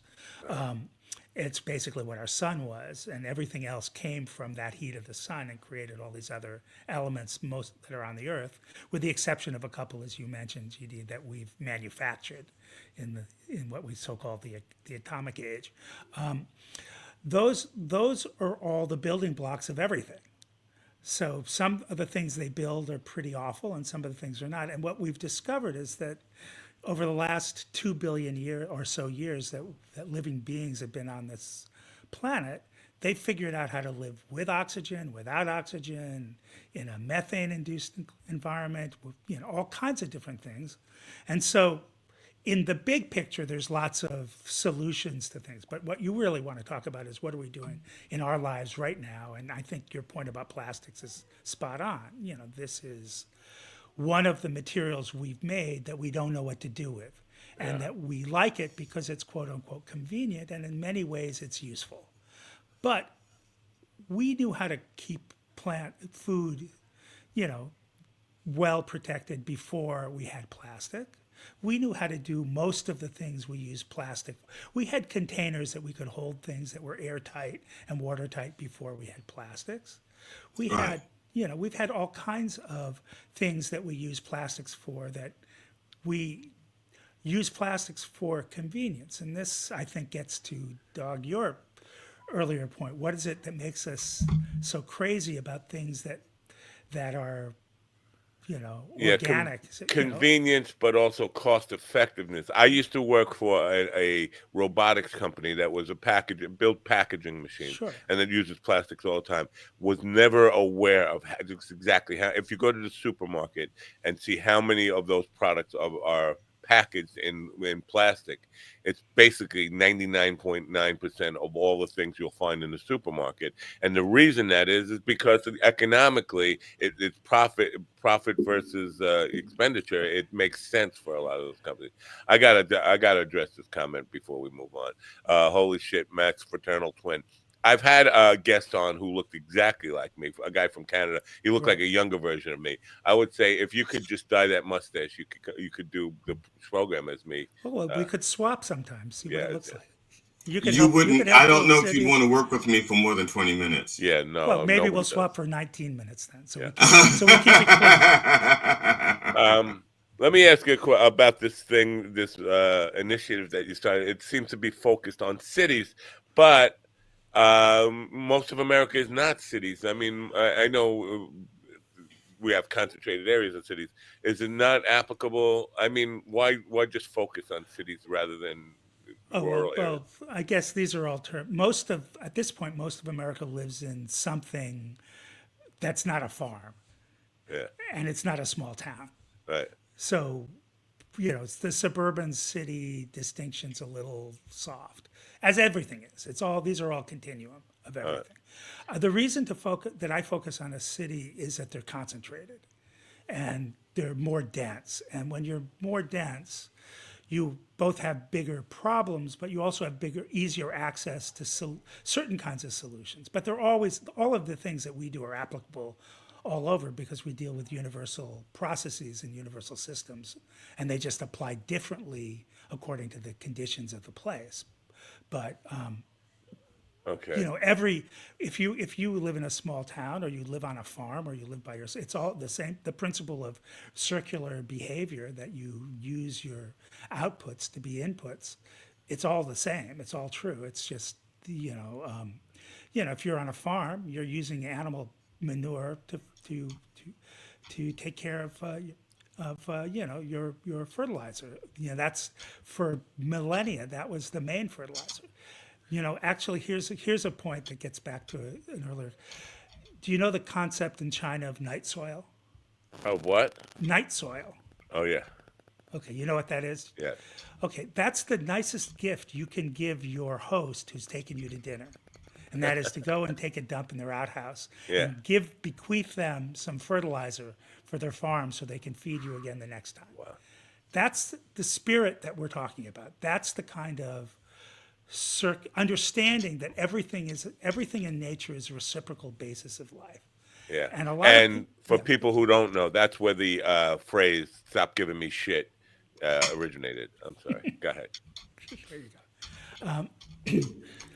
So I look at these places. A city like New York produces hundreds of thousands of tons of glass and concrete every day from what goes out. It produces tons and tons of styrofoam. It produces all these things that we tend to bury. We don't need to, we can take that glass and steel and reuse it to rebuild in building materials. We can use it in roads. We can use it in all kinds of other things. We can take the styrofoam, and what I do is I put it on, I mix it with other material, and it becomes a very lightweight artificial soil that lasts forever, because styrofoam lasts forever, but it takes it out of the waste stream and gives it a productive, useful work. It doesn't, once you've covered it in soil, it doesn't bleed, it doesn't go into food, it is lighter than water, so you can put it in all kinds of places like flat roofs of buildings that you would normally need a lot of engineering, because dirt is heavy, water is heavy. Water, dirt, and plants are heavy, though, so you have an opportunity to take something that was being thrown away and turn it into something that actually is helpful. Now, why is it helpful? Because if all these things tie together, because plants are the way the planet cools itself. The oldest technology in the books, one of the oldest technologies in the books, is the transpiration of, as you were talking about, GD, earlier, of carbon dioxide into oxygen and water through photosynthesis. And that transpiration, that release of that water as vapor, is what the primary mechanism by which the planet cools itself. Now, I have a question about because I think you're talking about combining, breaking down the styrofoam cup, basically not into like much smaller chunks and mixing it with soil. That's what you're calling Gaia soil? That's what we call Gaia soil. Gaia soil, okay. It's basically a mixture of a number of organic ingredients and styrofoam. The styrofoam gives the soil physical structure. It allows the soil to have air in it that allows the microbial particles to be much more robust. And so it actually becomes a much more powerful growing medium than standard soils. It's not as strong, it's not as powerful as hydroponics. But if you use styrofoam for, let's say, let's say you're putting on the roof and they decide to grow tomatoes. Right. Does not the styrofoam at some point, because it doesn't break down? It's inert. That's why it sticks around for so long. And the things that break styrofoam down are direct exposure to sunlight or direct exposure to a certain kind of volatile liquids like acetones. Okay, because I know that something will break it down, but I didn't know if there's anything in the soil that would. No, the soil. It's a stable. It's like the equivalent of a lightweight rock. It's like the equivalent of hummus. Or like a neon gas, or like an inert element. An inert gas, right? Inert gases that doesn't really react, and that's why it's durable. So that when your roof needs to be repaired, you can actually lift it up like turf and put it down on your new roof. You can, but that's its mechanical value. Right. It's really much more part of the system value. What's the system value? It allows you to put plants in there, and let me just go back. I call that the company Leaf Island because of what I call the Leaf Island effect. And the Leaf Island effect is, if you can imagine what the island of Manhattan was when Henry Hudson sailed up it in 1660, it was covered with forest and covered with green. There were lots and lots of people living on it, and there was a very rich oyster estuary as a bay. In fact, Henry Hudson claimed in his diaries that he could tell where the native villages were by the height of the piles of the oyster middens outside of each village. They were as tall as the trees. Now imagine you took that same density of leafy green material and put it on the roofs, and because Manhattan's a vertical city, the sidewalls and the sidewalks of it, and it's not a thin layer of grass, it has to be more complex than that, but it doesn't have to be more than 6 or 8 inches tall to get the ecological value. And you cover about the 25 or 30%, 40% of the city with that, and that includes the walls and the streetscape, that much of which is already paved. You actually get the same temperature ambient that would be there if you didn't have the buildings, and you can do that without removing the buildings, because that's the power of the ability of plants to regulate temperature. I want to share a picture here from the homepage of your website. Exactly. Oh, by the way, let me put the website URL in there. It's in the description if people want, just leafisland.org, but I'll put it in the scroll there. Now, Is this in practice? I mean, you have this diagram here of the temperature change in a very small area of Manhattan, which goes a 10-degree change based on plants on top of the building. Is this a real thing, or is this just a simulation? This is what it would look like. But you can test it yourself. I mean, the without having to do anything. Just the east side of Manhattan is cooler than the west side. Why? Because the prevailing winds blow from Central Park east, and that's, that happens because New York is already 14 or 15% parkland, and that's already doing a lot of that work already. We have to get it up to about 35 or 40% green cover to get the level of that effect. But what's the biggest cause of death in the United States right now that's recent? I don't know. I would say what? Heat. Huh? All the side effects of heat. Wow. And now I have a question. Sure. I'm sorry, I mean, because I watched a video on your site, and one of the first thing I noticed is that GE is like mentioned. So is GE like a sponsor? Is GE partnering somehow? No, GE invested in one of the roofs in the video that was made. They invested in it because they were looking at new technologies, but we're not connected to GE in any way other than they were one of the participants in that video. Okay. Now, let me. I'm sorry, Matt. I have one other question. No. Please, and this is the last time I'll say anything for the next 30 seconds. Okay. Josh, would you have anything to do with GD's mom? Is what we really want to know. Damn it. Okay, I'm sorry. No, I was going to ask about my mom, but okay, I'll make this about you instead. Right. Would you mind explaining floating wetlands? Sure. Floating wetlands is a term we use to describe the water capturing capacity of a gay soil landscape because styrofoam is lighter than water and largely filled with air.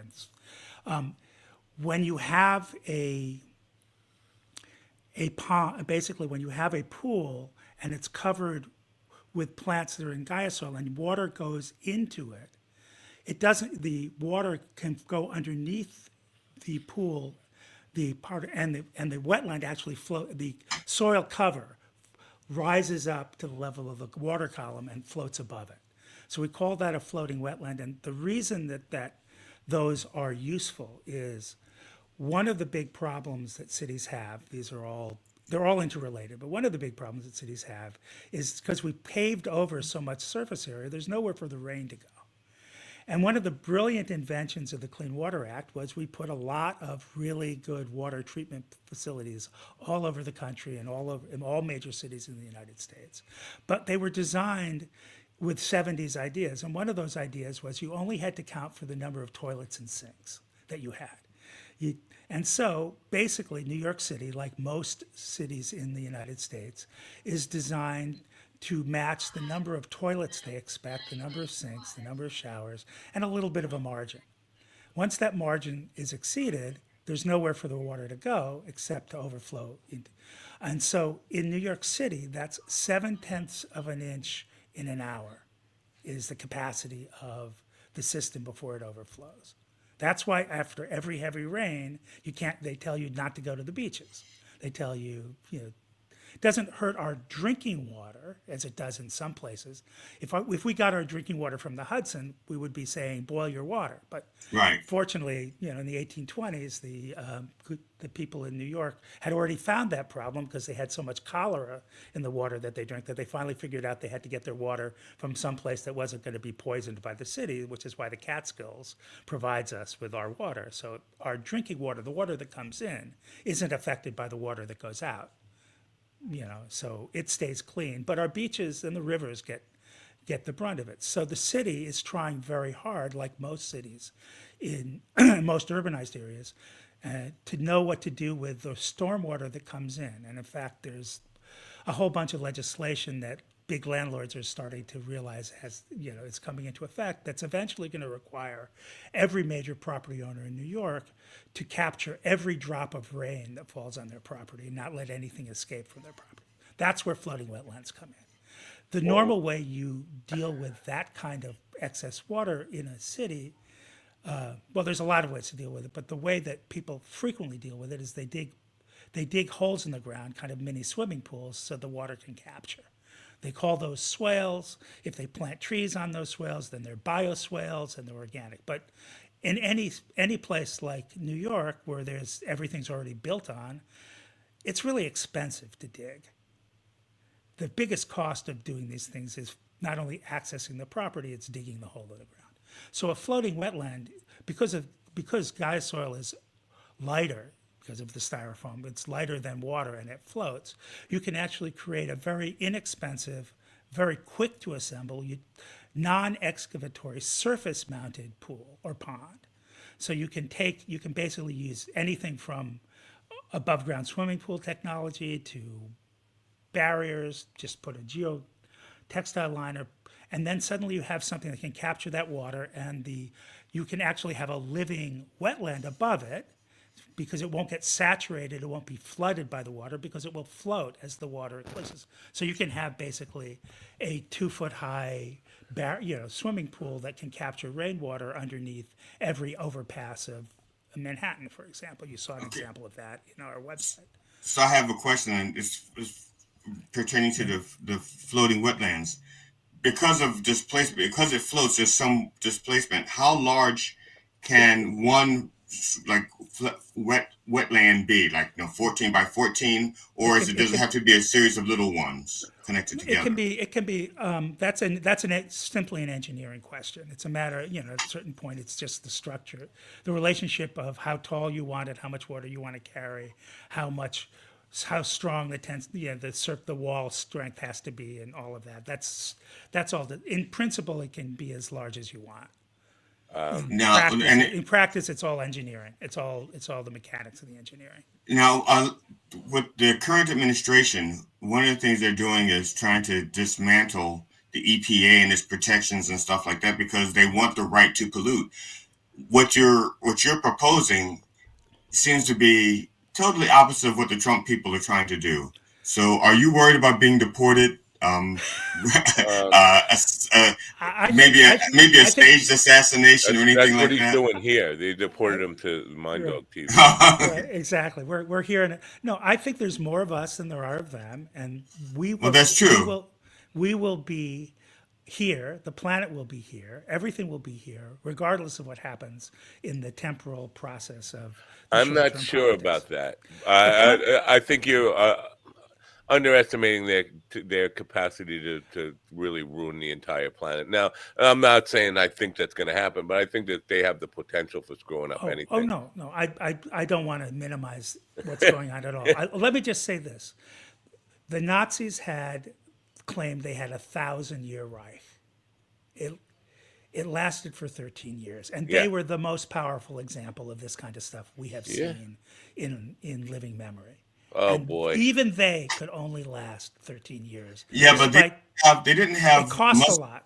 Yeah, they didn't have Musk money, and they didn't have X and that kind of stuff. So it could last 25 or 30 years. My argument against that would be they are learning, they're progressing, so they might last 15 or 17 years. Have you seen the leader? Basically, I'm not trying to. I don't want to argue with you. You're absolutely right. These are horrible things, and it's horrible things. And I guess the largest question is the planet itself is impervious to all of this. Well, it's really about human society. We're talking about human society. I hear what you're saying, and there's a part of me that totally agrees with you that the planet is bigger than the political mechanisms of the human race. But that is the argument that the climate change deniers, led by the late Rush Limbaugh, used to make. Nature is so much stronger than what mankind can do, so we don't have to worry about climate change. You know how many volcanoes have erupted, and that's worse than a nuclear bomb, and so nature is more powerful than us. So we can just go ahead and be reckless. It's definitely an argument you can take and twist around. But I guess the larger point is our society is fragile. Human life is more fragile. Yeah. But the structure the physical structure of what we're living on is already 3.5 billion years old, and it's likely to last another couple billion years. And we are a blip in that process. A bad blip.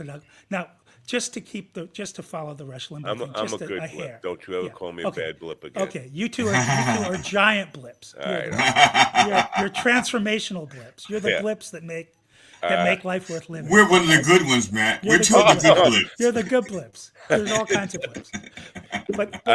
But think about that eruption question. So the large theory of why the dinosaurs went extinct, and there's some argument about it, is a giant meteor hit in the Yucatan, put so much dust in the air over a period of 3, 4, 5, a decade, that it cooled the temperature of the Earth dramatically, rapidly, and most of the big cold-blooded mammals couldn't survive.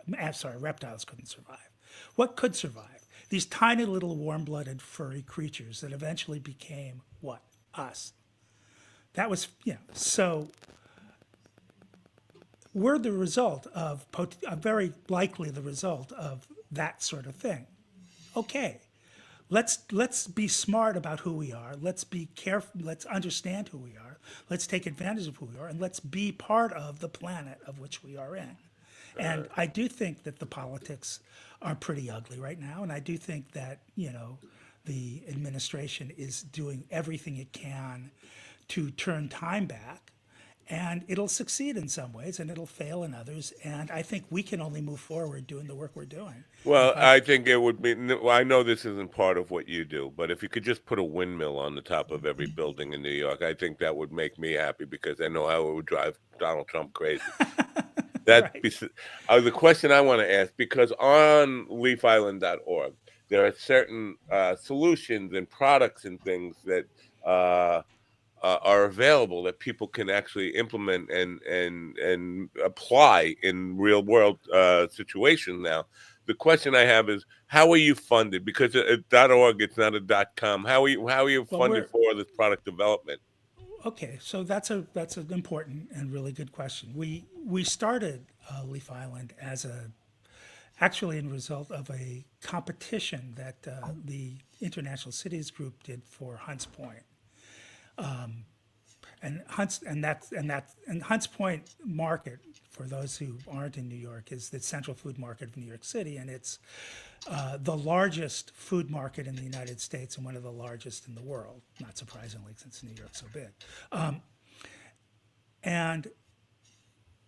Go ahead. While you talk, I'm just going to show some of these things that are available. Okay. So Hunts Point has all of these urban problems. It's a giant market. It's got lots of dust and pollution from all the trucks. It's a big problem with the urban heat island effect. It's got a series of local communities around it that are suffering pretty badly from most of the issues that are coming through.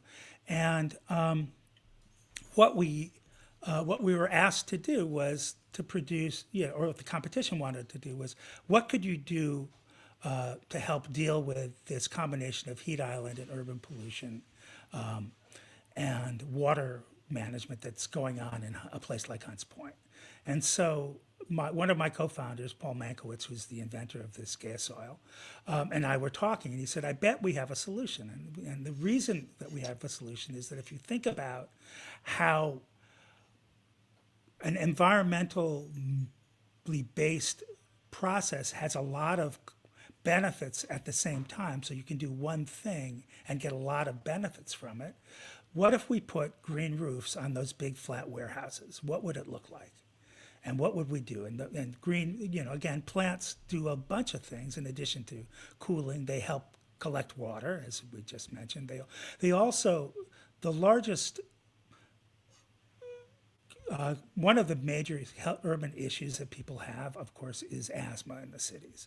And that asthma is triggered by what they call the sub 2.5 micron particulate matter that gets driven off a lot of things, in particular in New York, when heavy trucks hit roads that they aren't really designed to bear that, and they give off a blot of dust and general dust in the city, and a lot of that becomes so small it can't get filtered by your lungs.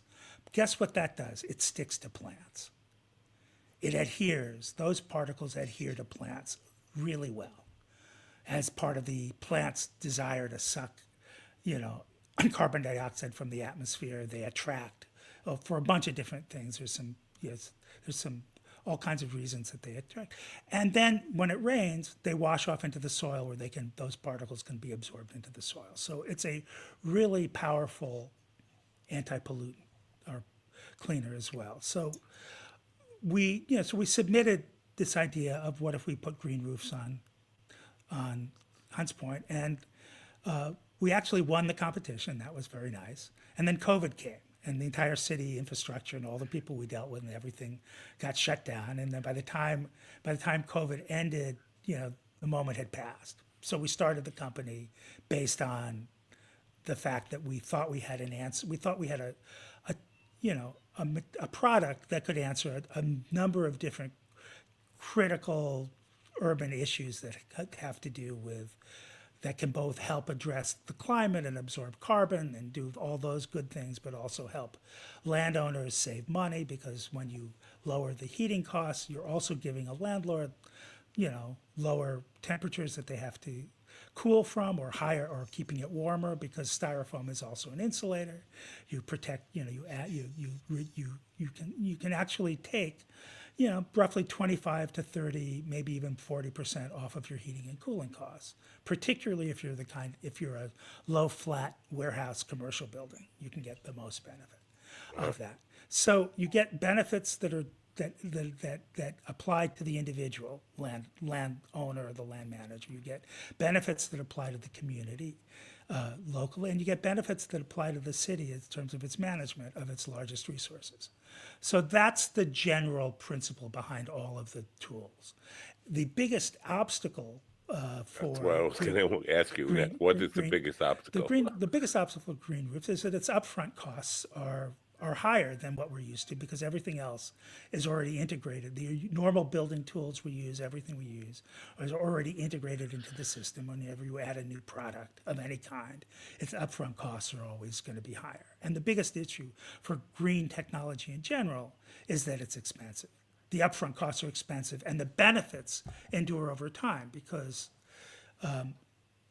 the benefits of using a green technology is that it lasts as long as you maintain it, and its costs are fixed. So if you put a solar implant, on your house, you have to spend a bunch of money up front, but then energy is free for as long as that's functioning. You're not paying it. So you basically have to find the curve where those 2 points, where your fixed regular costs and the upfront cost and the cost savings of that intersect. And generally speaking, once that's 3 to 5 years, it's a really easy conversation. At 8 to 10 years, it's a conversation for people who have, the insight, vision, and willingness. And if it's over 10 years, then it's for people who want to make a point where it's important. Okay, I have a question, and I don't know if you would be able to answer this because it may be outside of your expertise. But for example, let's say disease. A lot of disease, at least in nature, is caused by overpopulation with rats, birds, and so forth. If you expand the amount of green area, and so the birds have more territory, would that cut down on would there be a positive result or a positive impact on, let's say, disease in birds, like avian flu and stuff like that, because they have more room? Or is this... Well, I think you're really onto something. I mean, I think one way to look at what you were talking about is not so much overpopulation, but stress, which weakens immunity. Yes. And stress is a byproduct of overpopulation. Well, let me add to that, because I had a guest on. This is like 5 years ago, and I'm sorry I can't remember his name. It was so long ago. But his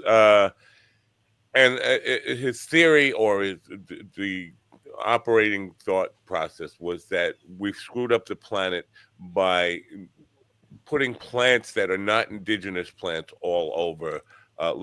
People are putting gardens in that have no place being on Long Island, where I'm from. Long Island, New York is filled with gardens of European and Asian plants, and that process of not sticking with those indigenous plants, the plants that were supposed to be here, were here for a reason. The earth intended that in some way, not necessarily a thought process, but it was a natural thing of natural selection. and by introducing all these foreign plants, we were doing something. So, question is, do you take that into consideration when designing these rooftops in cities? Of course, we use native. Well, we work with the landowner because you're basically doing. You're creating something that can be used for anything you would use plants for. But basically, we use native plants for all the reasons that you said, because they're adapted to the local climate. They require a lot less maintenance. They're basically they're also natural attractors to birds, to bees, to the wildlife, flora and fauna. And then to get back, GD, to your question, by increasing the amount of green space, you increase the amount of biodiversity. We're by no means in a position where we're inviting species to be overcrowded, except pigeons. But pigeons are again, they're an invasive species, like you mentioned, and they're ones that we generally feed on the easy trash and byproduct of a city. So let me just kind of I'm sorry to interrupt here, but the idea that you just suggested that you're going to go with indigenous plants, does that mean you have to have a different solution or different, because you're coming up with these products? I'm just thinking, do you have to have a different kind of product for every different city, every locale, or based on where they're from? Yes, no, absolutely. That's part of thinking ecologically. That your place determines what we're creating. We're essentially creating a toolkit that gets modified, where the plants in it get modified by the needs of the local geography. That's right. But here there's a lot of meadow. Here we would use wetland meadowlands. In someplace else, actually there are wetlands everywhere. We would probably look for what the wetland mixed species is of any particular geography, and this particular plants in that would obviously vary by what's local to the area. Cool. I want to ask you about this, because this image here, if I hover over the image, we get a whole bunch of greenery underneath an overpass. And the question that immediately comes to my mind is, how the hell do these things get sunlight if they're underneath? How do plants? Am I missing something here? Some plants are low light. That's right. Can you see underneath that? If your eyes can see, that means there's enough energy for living creatures to see too. So some plants, it's all about plants. They're plants that live in caves. They're plants that live in the shade. Moss lives very comfortably in low light conditions. I have some ivy that just will not stop growing underneath of. I have these pine trees that there's like all shade. As a matter of fact, on a really hot day, if you go under that little section, it's like 15 degrees cooler than everywhere else. And the ivy is just growing like you wouldn't believe. Okay, so you've just explained Leaf Island. That's the Leaf Island effect. It's 15 degrees cooler than everything else. Yeah. That's what the power of plants, the shade. And it's also warmer in the winter. In the winter, it's also warmer because the chemical reactions that in the ground bubble up, and so it's warmer there as well. Well, it's why naturally based and influenced solutions bring so much value. But that what you, and by the way, thank you for taking such a close look at our website. But that particular underpass it's a visualization of something we built under the Bruckner Expressway for the city as a showcase, and unfortunately it got torn down. Oh, so that's real? That's a visualization of something that was real for about 2 years. Wow. But basically, our freeways collect all kinds of water, and that just gets dropped into the system, compounding the problem of the wastewater that we were talking about. But we could be capturing it very easily. That's just passive water we could be capturing, and then underneath the Cross Bronx Expressway destroyed a whole bunch of communities when they built it, and it's pretty desolate underneath the structures there anyway. Why not take that water and turn it into, make those places nicer to be in? And what you saw there was basically a visualization of just taking the downspouts that are draining the water off the highway anyway, so it doesn't flood the road surface, putting that into a series of what we call variations of floating wetlands, and using that water to basically create a greenscape that you can walk through, and turning what's basically a concrete desert into a walkable area that has some inviting elements, and at the same time providing all the co-benefits of bringing plants into a region that we've been talking about. Now, to get this, wait. Let me. You're frozen, Matt. So it doesn't matter. I don't. And I'm just kidding. It does matter. You can hear me, and that matters. Yeah, I can hear you. So the question is how to get it from idea to application. Who do you have to approach it? Business, or like building owners, cities? Where is your focus on getting this implemented and trying to get some support for this idea? Obviously, there's going to be some resistance from people who just want to destroy the planet or whatever their thing is. Right. But where's your focus, and how do you begin to? Well, it's a mix, because obviously everybody has there's a different presentation towards different audiences. Much of the highway stuff, that's public.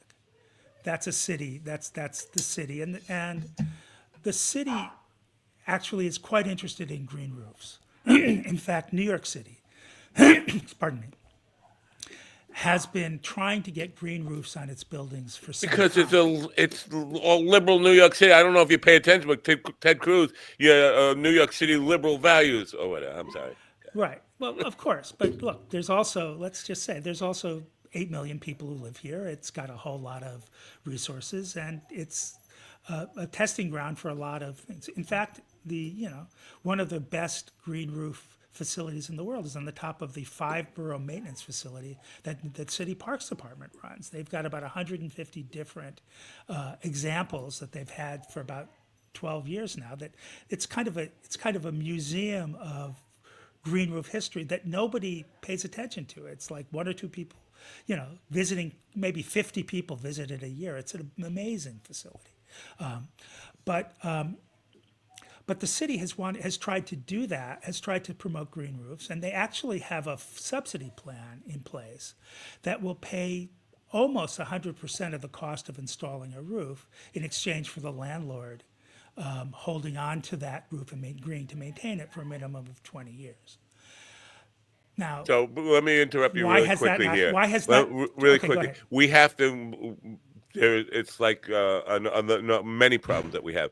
Publicize that so that building owners know that that exists. You're absolutely right. All right. And we've been, unfortunately, the current administration is not the most they're much closer to Ted Cruz than they are to Michael Bloomberg, who was basically part of where all this came from. I had a question about if you have let's say that someone's building a new building, flat roof from scratch. Right. If they put, let's say that they put the Gaia soil on top of the plants, in theory, should the roof last longer because that roof is not nakedly exposed to sun and weather and so forth? You're absolutely right.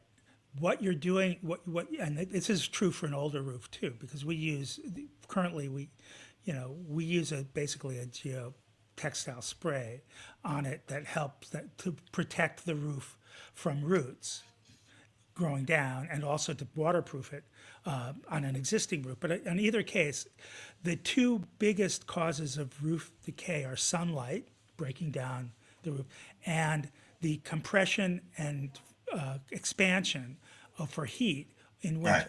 So with a green roof, which also acts as not only a protective barrier from ultraviolet breakdown, it also acts as an insulating roofing material.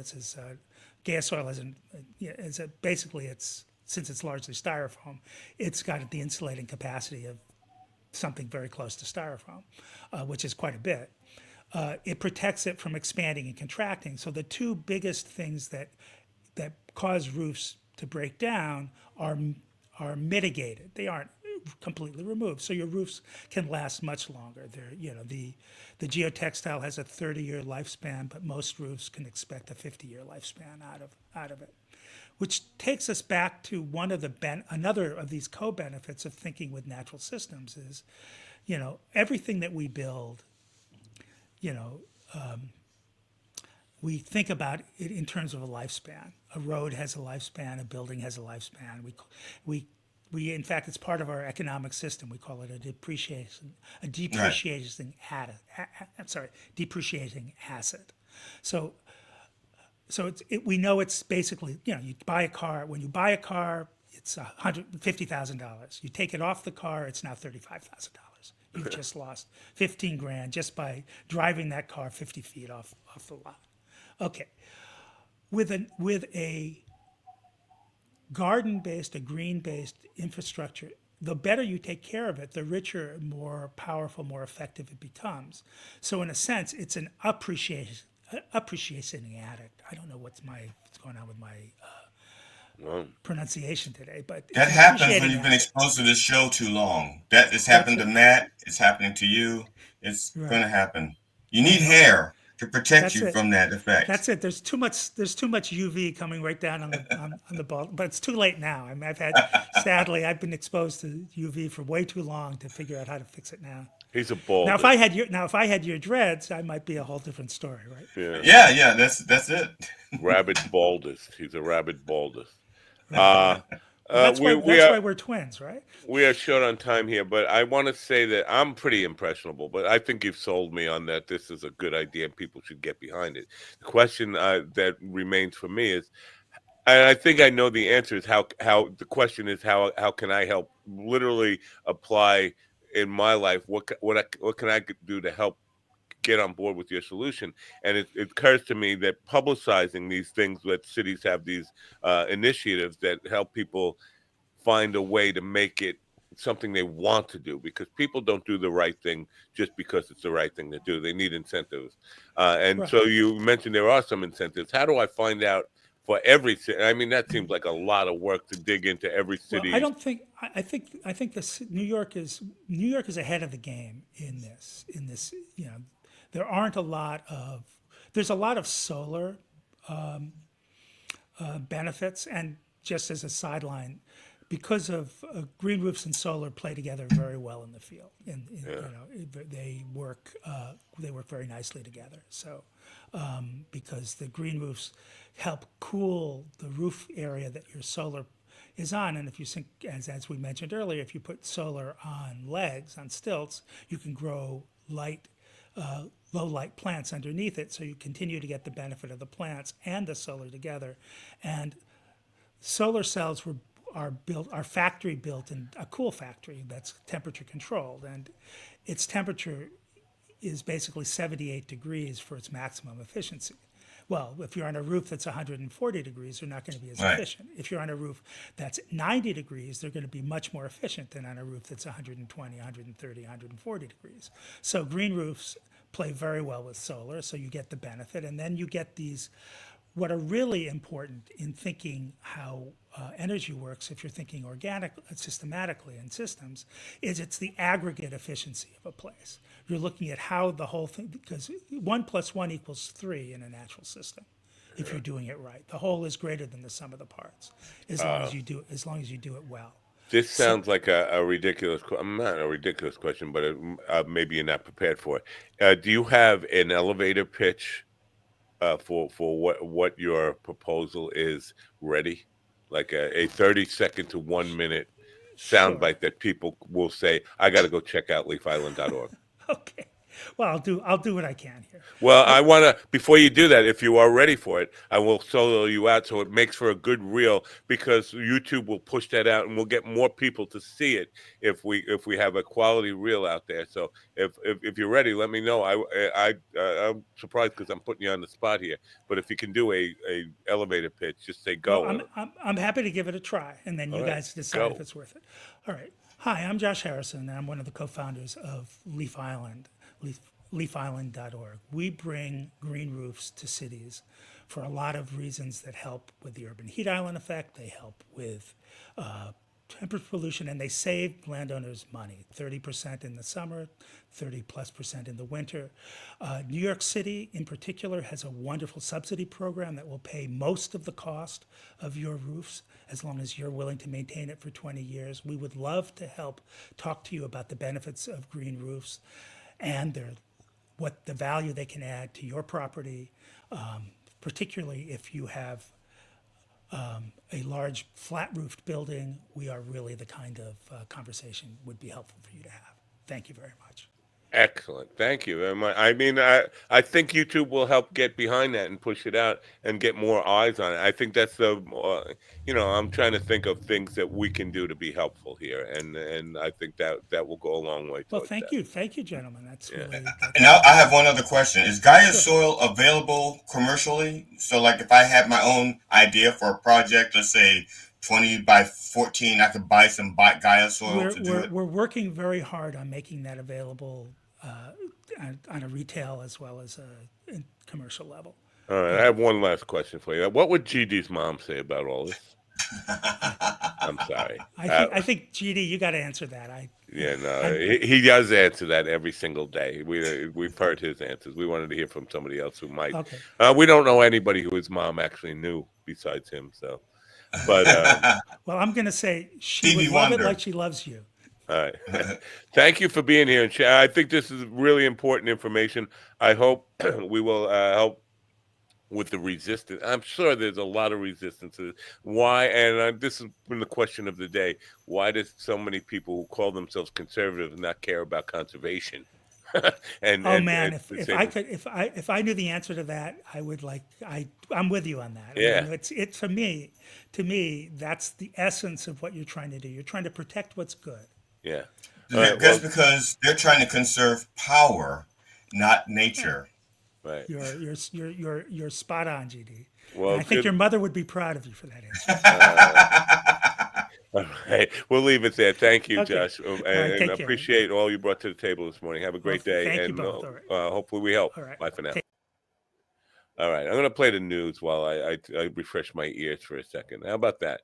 I'm also waiting. I'm waiting for a repairman to come to my house or a preventive maintenance person to come to my house. So if he shows up, are they bringing anything green? My bell. They wearing something green. I mean, that whole thing about getting married, wear something blue or whatever, something borrowed, something blue. Your repairman wearing something green. Yeah, I noticed you. I don't know if that was in honor of Josh that you're sitting in the weeds there today. I had this picture yesterday also, but nobody cared or made notice. Yeah, nobody cared or noticed. Not. Didn't you have the things hanging from the ceiling there? No, that was the day before. Oh. And actually, I went to change this today, but I was running out of time because I could either write something for my introduction or. Was there something? Did you say something in the introduction? I thought I did. As a matter of fact, the people just arrived, so I'm going to X myself out, and I will talk to you. Hurricane Erin, a Category 2 storm, generated dangerous rip currents along the U.S. East Coast, particularly affecting North Carolina's Outer Banks. Beaches in New Jersey, New York, and Virginia have been closed to swimmers due to strong waves. The storm is not expected to make landfall, but will bring tropical force winds. Evacuations were underway in parts of North Carolina. Jessica Oakley reporting. Israel has approved a controversial plan to build thousands of new housing units in the occupied West Bank. The move is seen as a significant step toward dividing the region, impacting Palestinian statehood prospects. Far-right Israeli Finance Minister Bezalel Smotrich stated the plan would prevent a Palestinian state. The decision has drawn international criticism amid ongoing diplomatic tensions. Benjamin Wright reporting. The Texas House reached a quorum after Democrats ended a 2-week standoff over proposed congressional maps. The maps, backed by President Trump, are set for approval by Texas Republicans. The redistricting plan has been controversial, with debates over its impact on voter representation. Democrats returned to Austin to participate in the legislative process. The maps could reshape Texas' congressional landscape for years. Lawrence Keller reporting. This is the latest news headlines. Actually, 2 days old headline.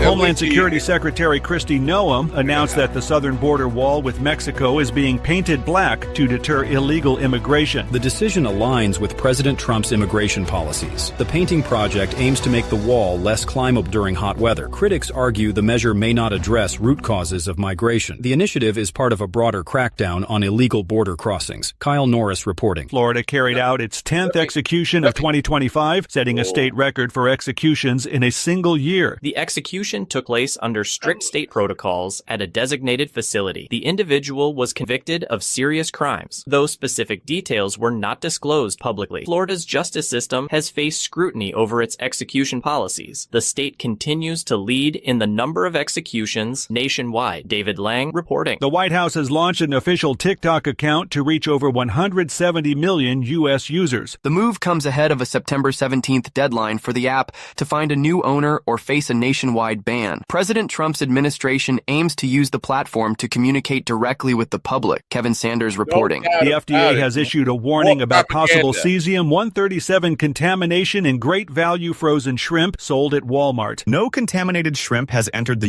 U.S. food supply, according to the agency. The recall targets specific batches of raw frozen shrimp. Consumers are advised to avoid consuming the affected products. Walmart is cooperating with the FDA to address the issue. Liam White reporting. And that's the latest news headlines with Alan Edwards. And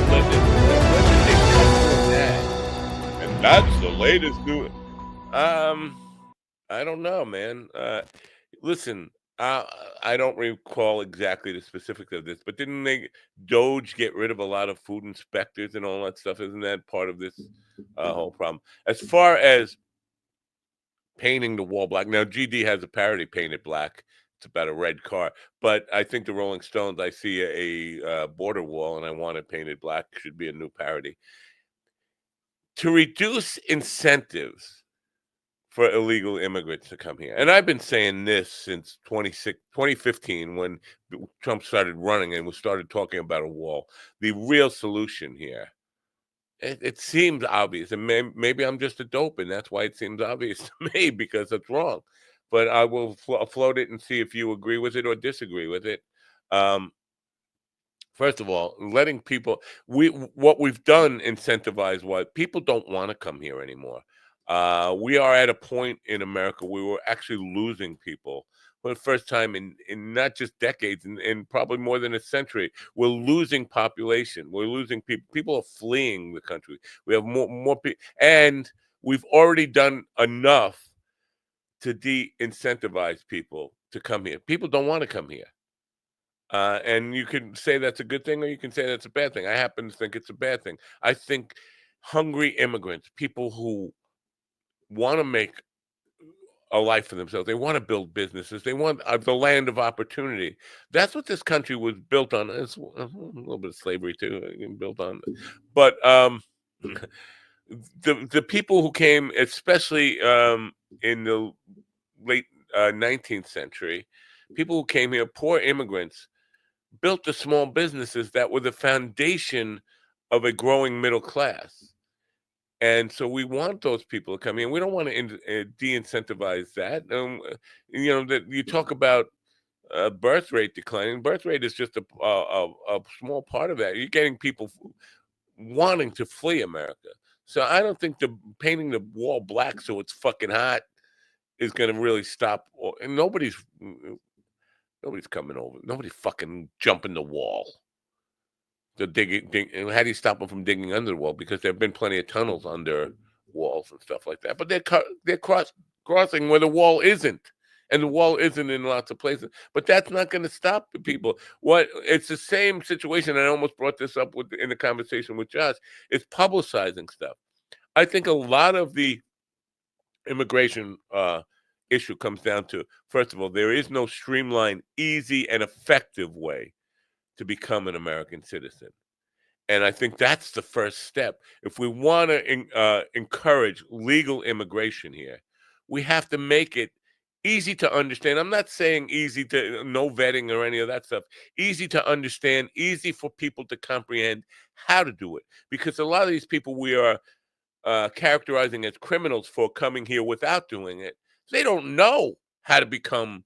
They don't know the process. And if they do know the process and know it takes 20 years, the 20 years. I know somebody who was here for 20 years, and it took him 20 years to become an American citizen. And the final stages of it were nothing. It was like going and taking like a history test. But we don't make it, first of all, simple and easy, and we don't publicize the fact of, we didn't make it well known to people who want to come here how to do it correctly and how to do it the right way. And that's we have plenty propaganda for selling bullshit that you're winning. We keep winning. We keep winning. We're going to TikTok to spread the message. More propaganda because Twitter, Twix, Facebook, all these 24/7 news channels, they're not spreading enough propaganda. We need more propaganda outlets. Let's get on TikTok. At the same time, we need an American to buy TikTok. Somebody from Newsmax, maybe. Somebody in the right wing. That's what they're saying. I'm not saying that. One of the good ones needs to buy TikTok so we can use that as more propaganda outlets. That's where we're at. So you don't need to paint the wall black. It's just bizarre and let's really fucking torture them. We're not just going to shoot them.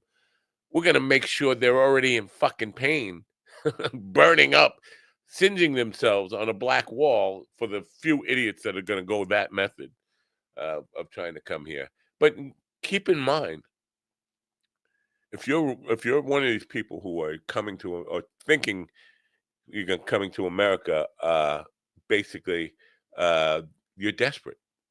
If you know the current situation in America and you're willing to risk your life to get here and burn yourself on a black wall, maybe we should listen to them. Why are you so desperate?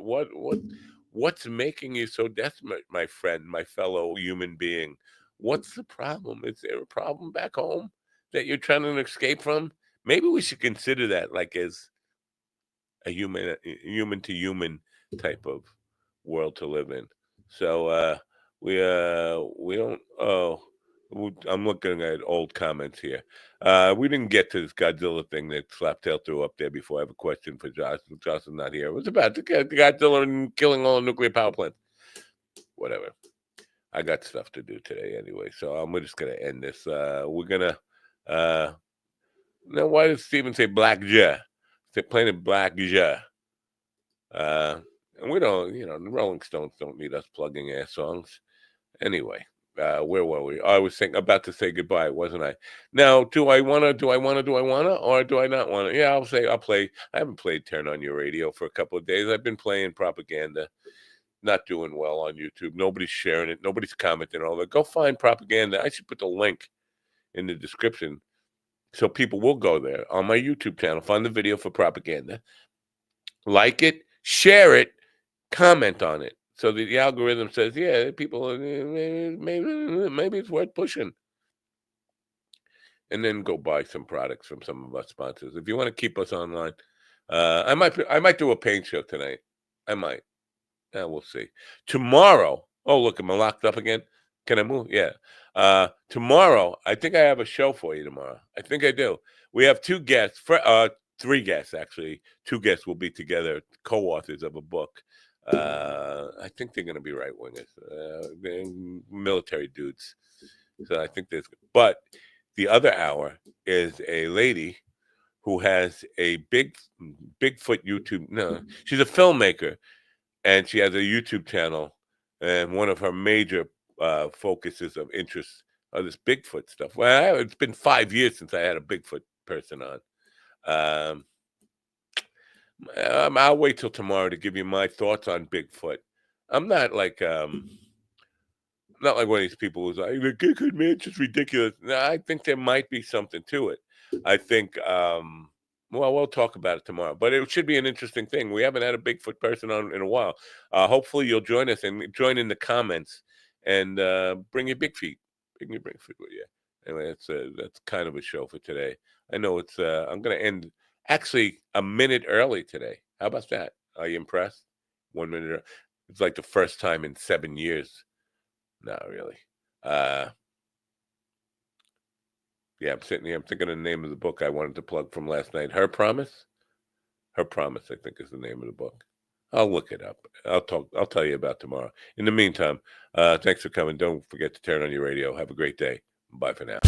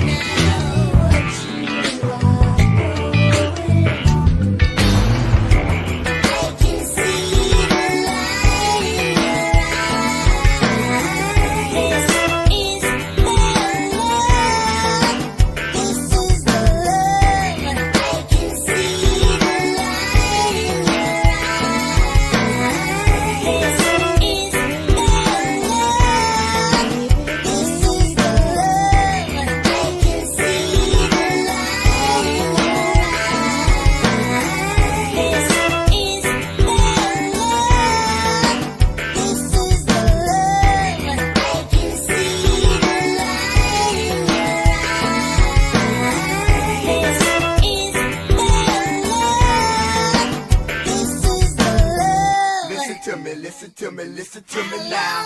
Listen to me, listen to me, listen to me now. Listen to me, listen to me, listen to me now. Listen to me, listen to me, listen